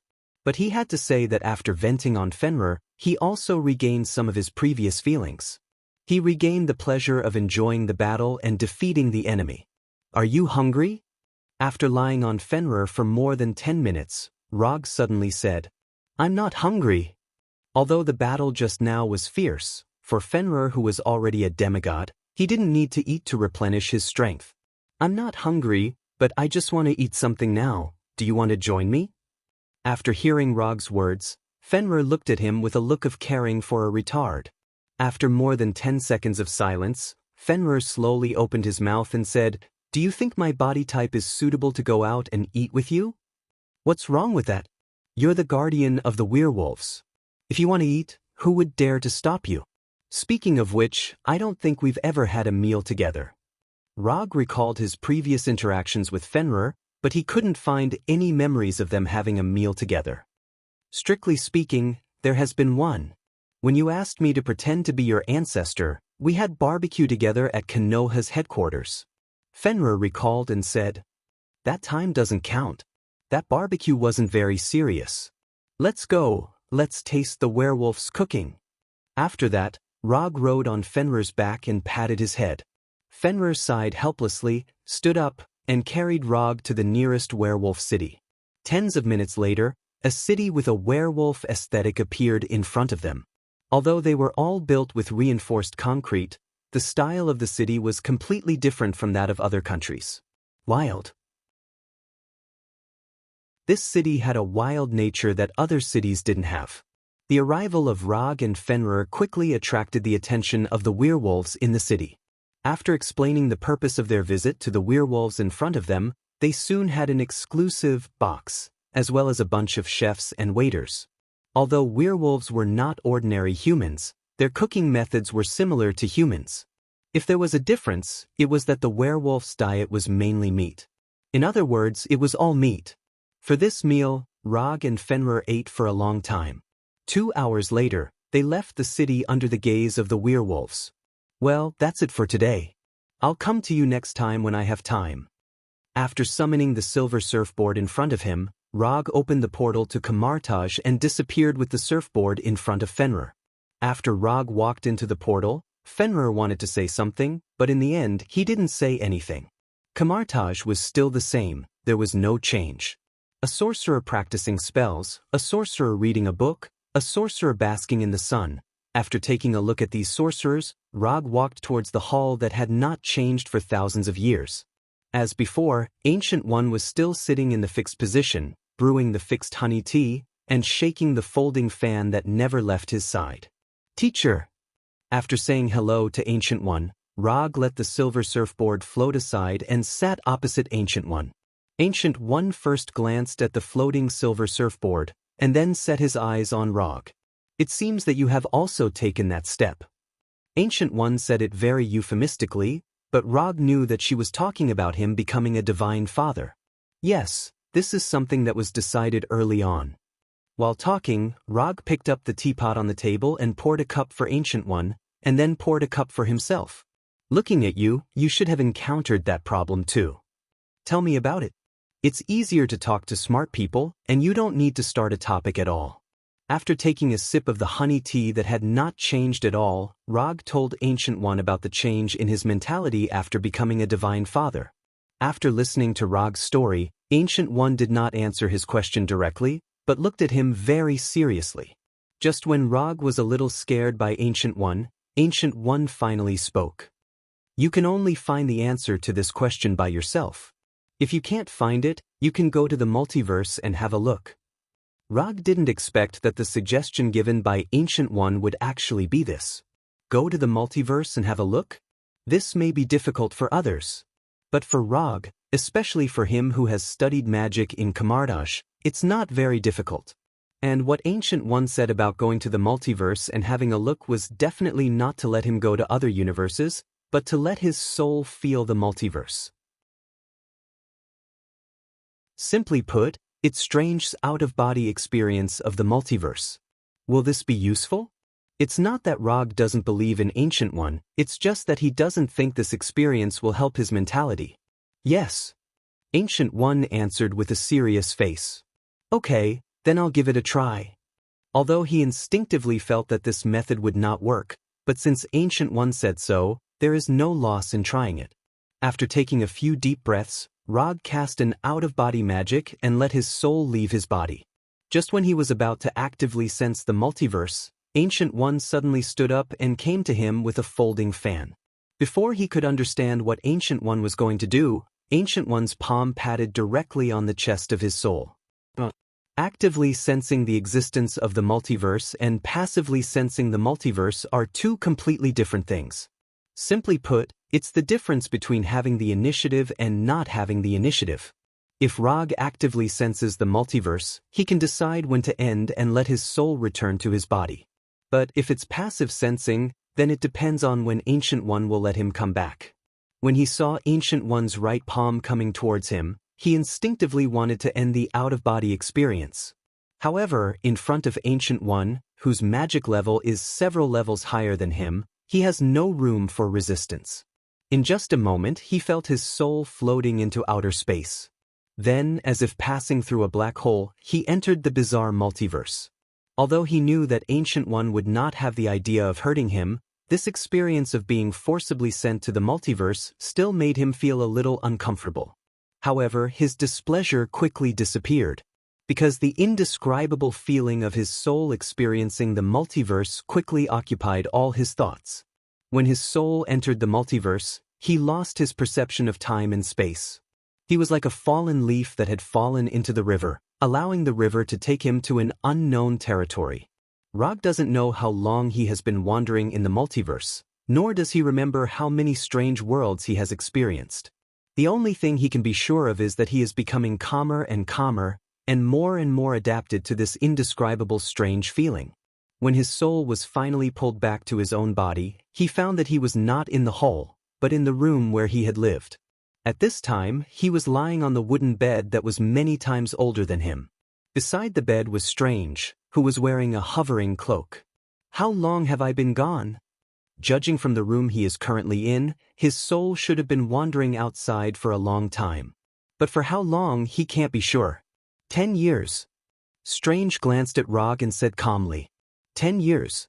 Rog looked at Strange as if looking at an idiot. Although he doesn't know how long he has been in the multiverse, it is definitely not 10 years. Not to mention anything else, his body has long ceased to exist after 10 years of not eating or drinking. Your joking level needs to be improved. After rolling his eyes at Strange, Rog stood up and moved some stiff body. Then he took out his mobile phone and took a look. What 10 years? It's only been 7 days. Sensei said that you can go back after you wake up. The problem you encountered should have been solved. If it hasn't been solved, come again. Strange stood up and relayed Ancient One's words. Thanks Sensei for me. After summoning the silver surfboard floating in the corner of the room, Rog opened the portal back to Konoha Hidden Village. Then he left Kamartaj with the surfboard.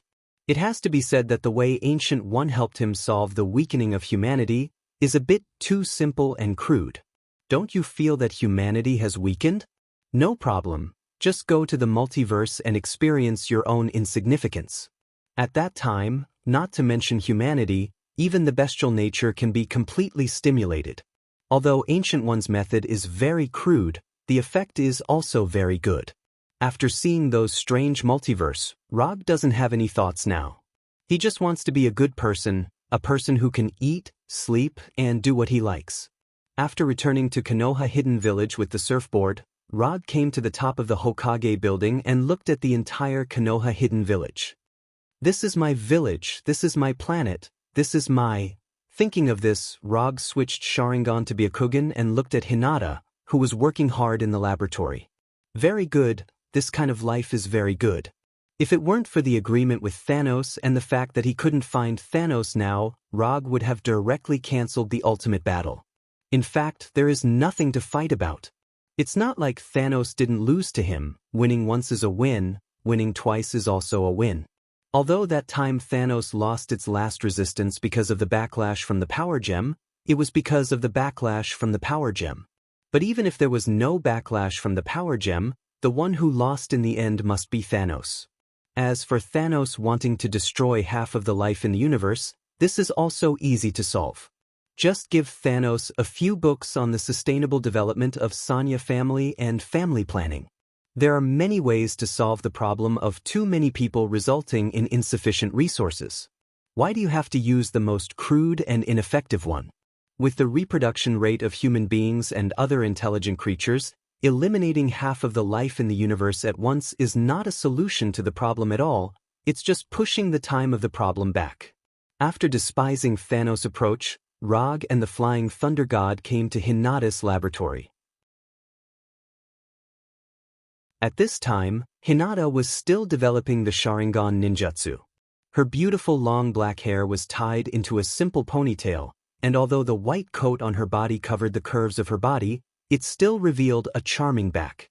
Looking at Hinata, who put almost all her energy into the research, Rog came to her side and grabbed her right hand. Don't study it, give yourself a vacation. After that, Rog didn't wait for Hinata to answer, and the Flying Thunder God took Hinata back to the Hokage's residence.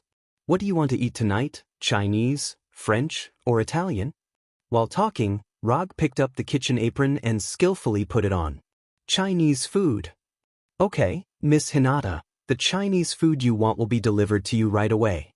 Opening the refrigerator and taking a look, Rog began to make the only home-cooked dishes he knew. Hinata, on the other hand, sat at the dining table and looked at his back with a gentle face. Early the next morning, Hinata wanted to return to the laboratory to continue the experiment, but before she could get up, she was pulled back to bed by Rog. You're on vacation now, so you don't have to go to the laboratory. After being sent to the multiverse by Ancient One for a week, Rog's mentality changed a lot. Whether it's strength or power, it's not the most important thing. What's important is the person he wants to protect.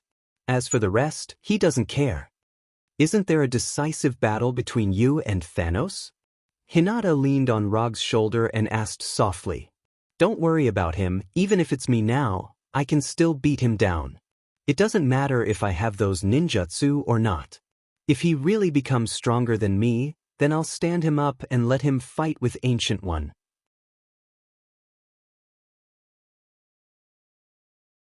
Chapter 652. After listening to Rog's explanation, Hinata stretched out her right index finger and drew circles on his chest. Then she said lightly, well, it's up to you. More than an hour later, Hinata got up, left the Hokage's mansion, and went to the Hokage building. Although she didn't have to study ninjutsu for the time being, unlike Rog, who was used to being lazy, Hinata was a very responsible person. So, she began to deal with the affairs of Konoha's hidden village. Rog didn't say anything about Hinata's decision. The reason why he can be a hands-off boss is because he has Hinata's silent support behind him. Otherwise, he wouldn't be as relaxed as he is now. Every successful man has a woman who silently works for him. Hinata proved this with practical actions. When Hinata went to the Hokage building to deal with the affairs of the village, Rog also left the mansion and began to stroll in the village. Although he said that he was strolling, he was actually going to find the Punisher. Konoha's headquarters in the Washington area is now just an external facade. In addition to letting others know that Konoha hasn't completely left the earth, no one lives there. Most of the people have moved to Konoha's hidden village. To be precise, they have settled in Konoha's hidden village.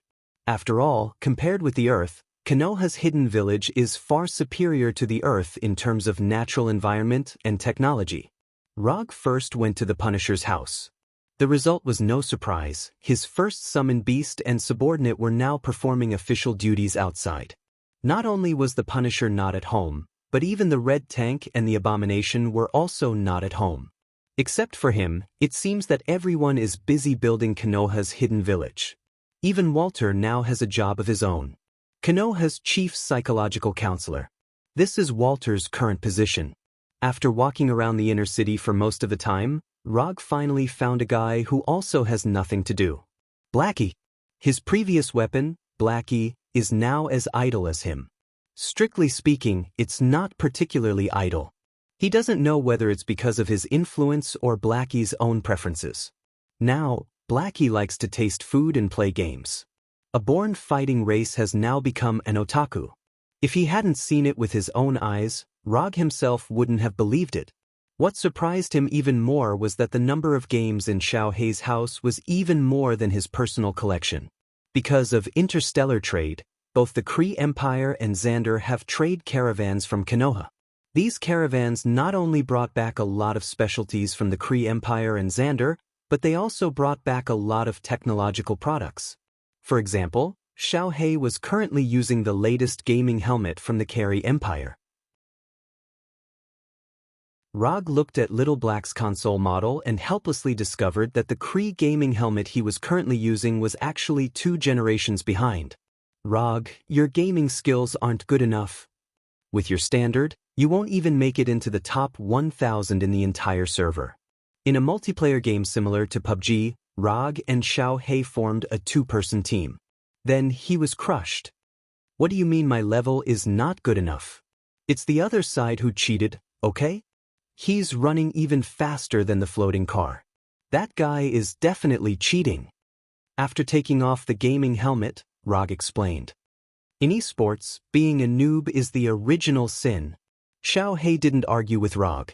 Instead, he silently said something that was enough to break Rog's defense. You?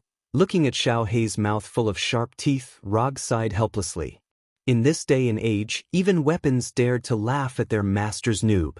Times have really changed. Again, I don't believe that I can't get the championship trophy today. After saying that, Rog took the lead and put on the gaming helmet. Reality proved that being a noob was the original sin in esports. When Rog played single-player fighting games, he was definitely a first-rate player. However, once he entered a multiplayer competitive game like this, he, who was used to fighting alone, was quickly beaten to a pulp by the opposing team. In the end, after fighting for a few hours in Xiaohei's house, he still didn't get the championship trophy. Before leaving, he asked Xiaohei, who was addicted to the game, "Do you regret becoming my weapon?" He thought Xiaohei would give him a touching answer. As a result, Xiaohei didn't say anything and threw the gaming helmet he just used to him. Don't think about this nonsense all day, practice more when you have time. If you can't find a suitable weapon in a fight, you can come to me at any time.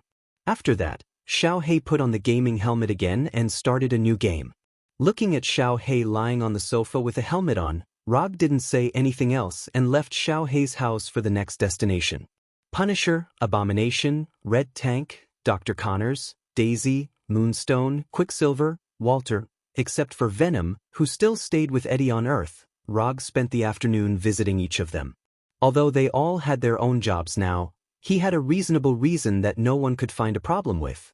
The 4th Hokage inspected the various jobs in the village. After enjoying a dinner made by Walter at his house, Rog returned to the Hokage's mansion. He spent a day specifically to understand the current lives of others. After confirming that everyone was doing well, he felt a lot more at ease. At least, he didn't let these people who followed him have a bad life. In the following days, he began the boring life of cultivation again. To be precise, it can't be said to be cultivation. It should be to thoroughly adapt to his body after being strengthened by the chakra fruit. While adapting to his body, he also digested Njord's God King's authority. He didn't accept Njord's authority in the ocean and storm domain, but used the energy in it to temper his body little by little. At the same time, he began to learn how to control universal energy. If he wants to go further in the Divine Father level, universal energy is a hurdle that can't be bypassed. Only by learning how to control these universal energy can it be possible to break through the limits of the Divine Father level and advance to a higher level. The system can't provide him with any help in this regard. However, the Silver Surfboard makes up for his shortcomings in this regard. To some extent, the Silver Surfboard is a solidified and self-charging universal energy entity. By studying the Silver Surfboard, he can find a way to control and use universal energy. However, this obviously isn't an easy thing to do. When he began to study universal energy, Hinata also resumed her research on the Sharingan ninjutsu. Although Hinata didn't put all her energy into research, she didn't stop the relevant research either. Time passed little by little, and unknowingly, 3 months have passed. In these 3 months, Rog thoroughly adapted to his strengthened body and learned a way to use universal energy from the Silver Surfboard. In order to understand more about universal energy that can't be classified by attributes and properties, he also went to Asgard and stayed in Asgard's royal library for more than half a month. As a long-established universal civilization, Asgard's research on universal energy is not in the minority. It's just that because of tradition and his physique, Asgard didn't study universal energy as a main force. Compared to the energy of the universe, Asgard's research was mostly about the divine power. But even so, Asgard's information has helped Rog a lot. Coupled with the copy of the book collection that he had obtained from the Vanir gods, it only took him 3 months to upgrade himself from a novice in the field of cosmic energy to a slightly knowledgeable researcher. However, research is research. The specific application is obviously not so simple. After 3 months of trial and error, he had only grasped some of the basic methods of using it. For example, relying only on his physical body to survive in outer space, and using universal energy to restore his physical strength and energy, etc. In addition to him, in the past 3 months, Hinata's research has also gained a lot. Although the number is not a lot, Hinata has successfully developed 3 Sharingan ninjutsu, 80 God's Air Strike, expanding Truth-Seeking Ball, and killing the Gray Bone. As for Infinite Tsukuyami, Heaven's Defense, and Yomiuri, she hasn't been able to study them yet, but she has a general idea. It has to be said that Hinata's talent in ninjutsu research and development is really amazing. When she put the complete information of the 80 Gods Air Strike, expanding Truth-Seeking Ball, and killing Gray Bones in front of Roger once again doubted who was the real transmigrator. Compared with Hinata, he, the real transmigrator, is not an ordinary scum. Although he was a little surprised that Hinata actually developed these 3 ninjutsu, he still happily accepted the information and devoted himself to cultivation. No one will dislike their own strength. This is the same as no one on earth will dislike their own money. Saying that I have no interest in money is just a matter of listening to it. If anyone really believes it, then there is a real problem with their IQ. Rog, who originally planned to give himself a small vacation, began to cultivate again. But this time, he didn't cultivate universal energy or his body, but the 3 ninjutsu that require Sharingan. 1 week later, 4 Konoha's hidden village. This day is no different from the past. But just after noon, Konoha's security team received a very flamboyant invasion signal. In the outer space of Tatooine, a very famous giant spaceship appeared. Behind this giant spaceship, there is a fleet that is enough to start a planetary war. Temple number 2. At this time, the giant spaceship that came to the outer space of Terine was the flagship of Thanos' Tyrant, Temple No. 2. Rog, who was practicing ninjutsu in the training room, received a report from No. 2. However, he didn't immediately go to the Hokage's office, but returned to the mansion to take a bath.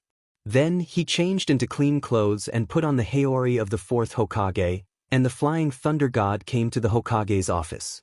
When he came to the office, the Punishers and others who hold important positions in Konoha were already there, silently waiting for his arrival.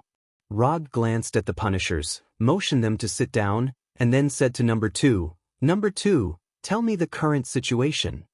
Temple No. 2 is approaching the planet at full speed, and is expected to arrive in 10 minutes. It has been confirmed that it is Thanos Tyrant's Temple No. 2, and the fleet behind it is Thanos Tyrant's Vanguard Guard Corps. The other party is maintaining silence and has not responded to any messages. No. 2 quickly reported the current situation, and projected the fleet behind No. 2 Temple. Regarding the sudden arrival of Temple No. 2, the Punishers and others were not surprised. Although not many people knew about the battle between Rog and Thanos Tyrant on Titan, the battle between him and Thanos Tyrant on planet Haza of the Carry Empire was actively publicized by the Carry Empire. Now, the entire universe was spreading rumors that he was not on good terms with Thanos Tyrant. The content of the rumors mainly focused on two aspects. The first was that he stole Thanos Tyrant's power gem. The second was that he stole Thanos Tyrant's daughter, Gamera. Yes, that's right, except for the Punishers, Gila, Supreme Wisdom, and a few other people who knew about it, the entire universe thought that he stole Gamera. In fact, after sending Gamera to Titan Star, he had never seen her again. Not to mention Gamera, he had not even seen the Milky Way awkward dance troupe for a long time. Of course, he didn't specifically explain anything. What other people like to think is their business, and he can't control other people's thoughts. And from the general gossip mentality, people are more willing to believe that he stole Gamera. Even if this thing seems a bit unreasonable, it doesn't affect the spread of this message. What do you think? Looking at Temple No. 2 projected by No. 2, Rog said to the Punishers and others. Judging from the current situation, it does look like Thanos Tyrant is leading a fleet to attack Konoha. But Rog feels that things are not that simple. Although Thanos Tyrant is not a good person, he is a very trustworthy person. There are still more than 2 months before their agreed date of the decisive battle. Even if Thanos Tyrant really wants to attack Konoha, now is not the time. There is only one situation that will make Thanos Tyrant make this decision. That is, he thinks that Rog is dead. Only in this way will he be able to lead the fleet to attack Konoha before the agreed time is up, and before the battle with Rog is over, the outcome will be decided. The other party is coming with bad intentions. I suggest that we fight Thanos Tyrant's fleet in outer space to avoid damage to the village as much as possible. After more than 10 seconds of silence, the Punishers took the lead and said. His suggestion was approved by Abomination, Red Tank, and others. I don't think the other party is going to attack Konoha. If they really want to attack Konoha, they won't just fly at this speed. This is completely to give Konoha enough time to prepare. Daisy also expressed her opinion. When Daisy expressed her opinion, the office once again fell into a silent atmosphere. The entire army enters Level 1 alert. Wait for my order to set off at any time. I'll go and meet Thanos Tyrant first.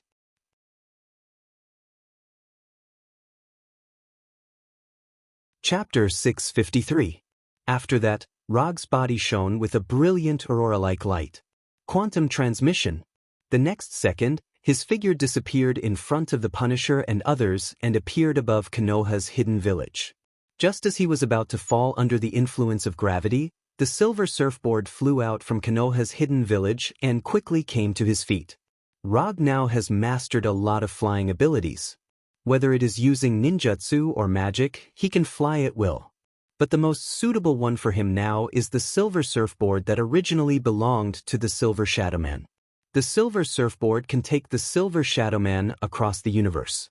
Whether it is speed or reliability, there is no need to worry.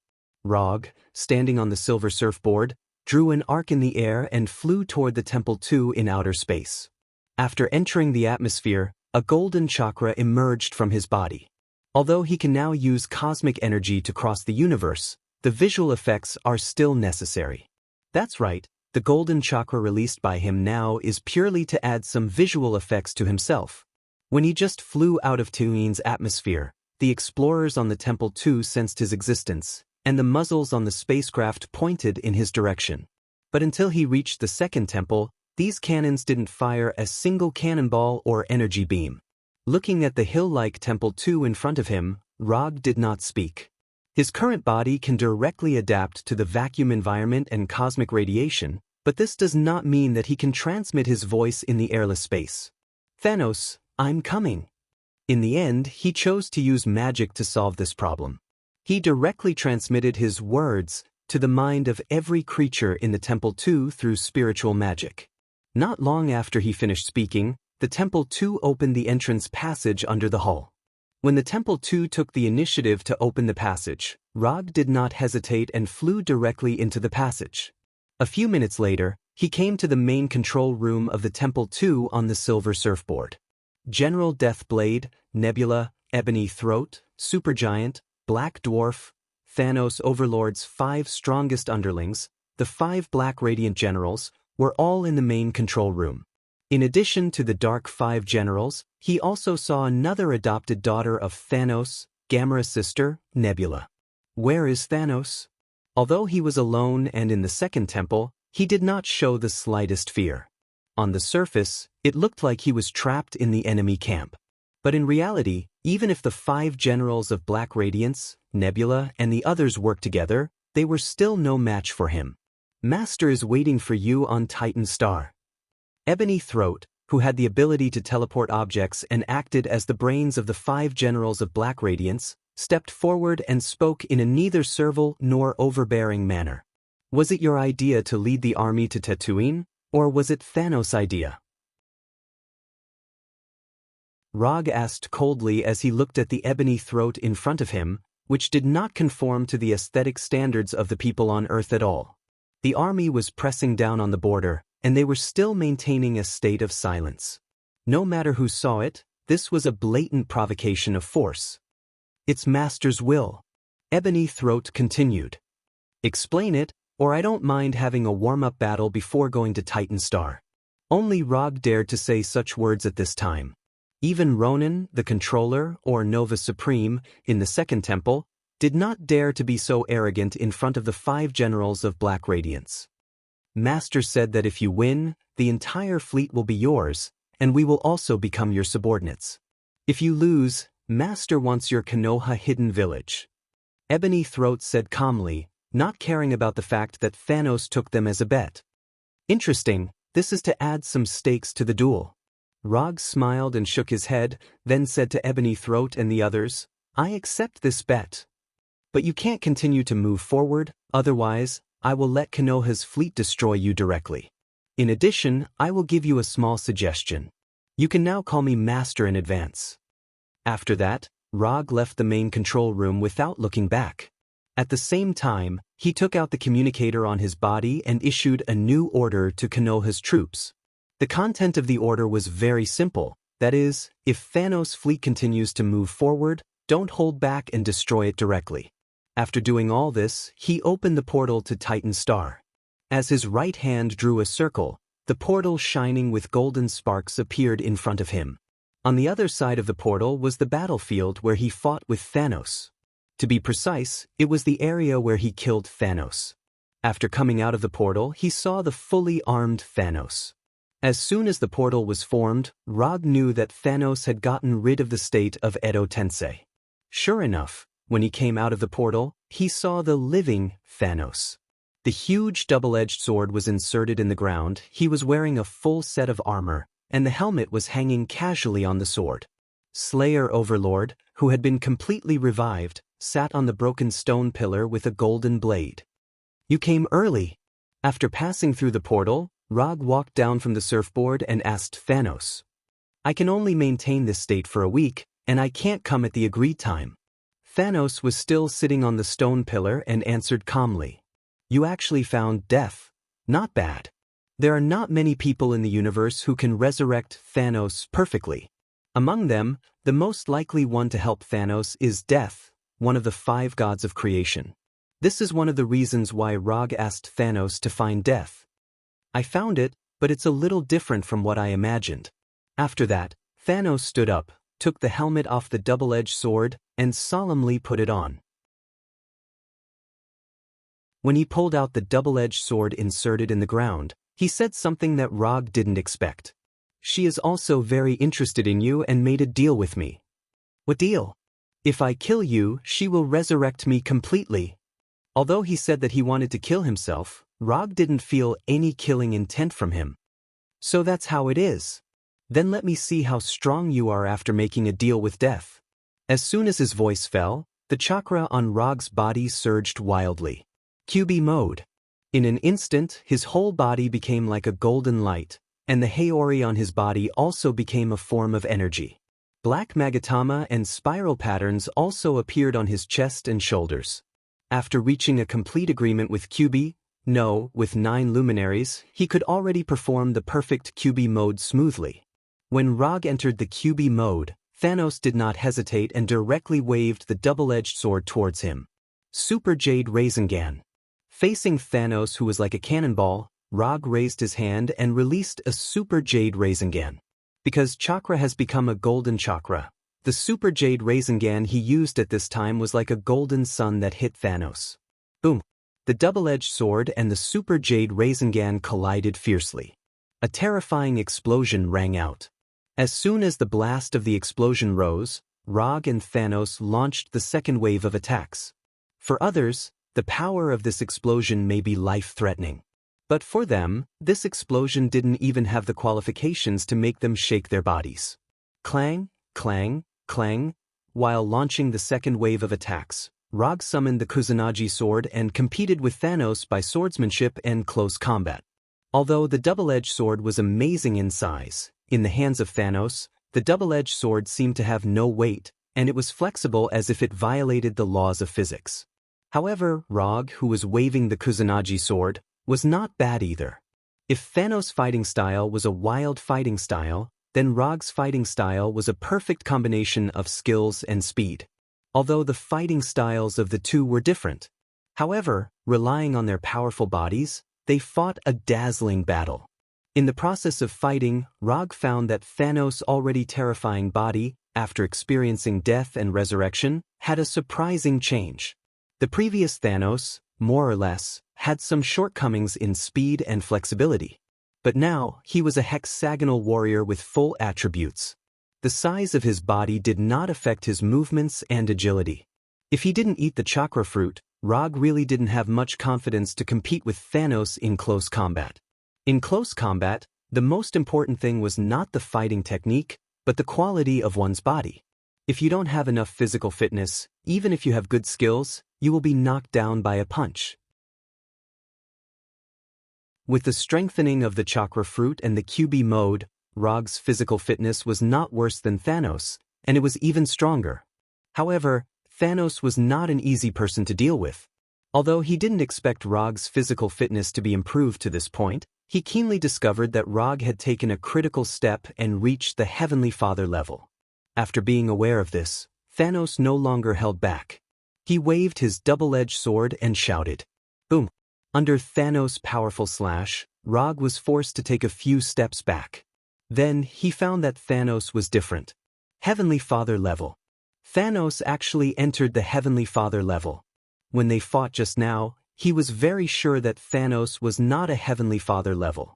But now, Thanos showed an unquestionable Heavenly Father level aura.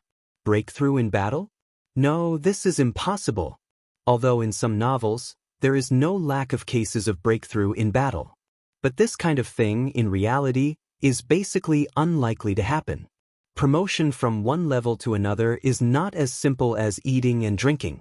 Even Rog himself took a few months to get used to his new power after his breakthrough. If someone really did break through in the middle of a battle, then the most likely outcome was that the lucky person would die in the hands of the enemy because he or she was unable to control the sudden increase in power in his or her body. Fighting seems to be a barbaric technique, but in fact, It is a very scientific technique. The strength, speed, angle, frequency of the attack. If you can't perfectly control your power, let alone killing the enemy, even whether you can survive is a problem. You've changed, you actually learned to hold back in battle. After being forced to retreat, Rog did not continue to attack Thanos and said to Thanos, who was already a Heavenly Father level, "As long as you can win, the means are not important." Slayer Lord answered calmly. In the past, he really disdained to play these means, but after fighting with Rog once, his mentality has undergone some subtle changes. He didn't use means before because he had the strength to crush the enemy. But now it's different. Rog is not an existence that can be crushed by him. Under such circumstances, it's not incomprehensible for him to use some tactics of pretending to be a pig to eat a tiger. Since you've already shown your trump card, then I'll show mine too.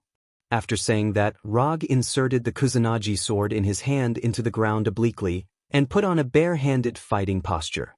80 God's air strike, shaking the sky with immortal Tao, attacking and defending in one, a merciless fist. Under the gaze of Thanos, a golden chakra appeared in Rog's palm. In the next second, countless fists formed by the ultimate chakra emerged in an instant and attacked Thanos like a meteor shower. Boom! Boom! Boom! Compared with the fist of Top Buddha, the fist of 80 God's air strike did not have the kind of earth-shattering shock. But in terms of power, the power of 80 God's air strike was no worse than Top Buddha. Compared with Top Buddha, where the number of fists was limited, 80 God's air strike could be released continuously as long as there was enough chakra. In the face of these endless chakra fists, Thanos did not dodge, nor did he retreat. Like an invincible general who did not retreat in the face of the charge of thousands of troops, he stood in place and waved the double-edged sword in his hand. He wanted to resist Rog's 80 God's air strike. After the last battle, Thanos had determined that his energy attack was far inferior to Rog. In that case, he would use his best method to fight against Rog. 80 God's air strike continued to attack Thanos. Thanos also fought with the double-edged sword in his hand, trying his best to resist the 80 God's air strike. Although the power of 80 God's air strike was earth-shattering, Thanos at this time was still a Heavenly Father level. Although the resistance was a bit difficult, Thanos finally blocked all the chakra fists. As the price, the double-edged sword in his hand and the armor on his body were completely shattered by the 80 God's air strike. You are very... After resisting Rog's 80 God's air strike, Thanos was just about to say something when he saw Rog's right hand raised high. A huge black ball like a black hole appeared in his hand. Inflated truth-seeking jade. Rog was not interested in explaining to Thanos what the inflated truth-seeking jade was. After this huge truth-seeking jade was formed, he did not hesitate. His legs suddenly exerted force and directly attacked Thanos. It could obliterate all properties, turn the world into nothingness, and it was also the starting point of a new space. The inflated truth-seeking jade could devour all types of energy and hide the power to turn the world into nothingness. In terms of power, the inflated truth-seeking jade was his strongest single-target attack skill. Even the Bijadama launched by the complete-tailed beast form could not be compared with the inflated truth-seeking jade. Rog did not intend to let the decisive battle become a protracted battle. From the moment he entered the nine-tailed mode, he was ready to end the battle quickly. And this inflated truth-seeking jade was the final killing move he prepared for this battle. Looking at the inflated truth-seeking jade getting closer and closer to him, Thanos still had no intention of retreating. Since he started fighting, he had never taken a step back. Not in the past, and not now either. When the inflated truth-seeking jade came in front of him, Thanos clenched his right fist and threw the strongest punch in his life. Boom! When everything returned to calm, Rog removed the nine-tailed mode and came to the huge pit that seemed to go straight to hell. He won, and there was no suspense. Although Thanos threw the strongest punch at the last moment, in front of the inflated truth-seeking jade, the outcome would not change. After standing in front of this huge pit and staring at it for a few minutes, he opened the portal back to Konoha's hidden village. Although Thanos died under the inflated truth-seeking jade, he didn't know why, but he always had a hunch that he would see this guy with the title of Crazy Titan in the future. Forget it, don't think about it. Let's talk about the future later. After summoning back the silver surfboard that only played the role of transportation, he looked back at the Titan star that was gradually dying. Then, without looking back, he walked into the portal and returned to Konoha's hidden village. You're tuning in to the Wandering Hero YouTube channel. Don't forget to subscribe and join us on this journey to catch the most captivating stories.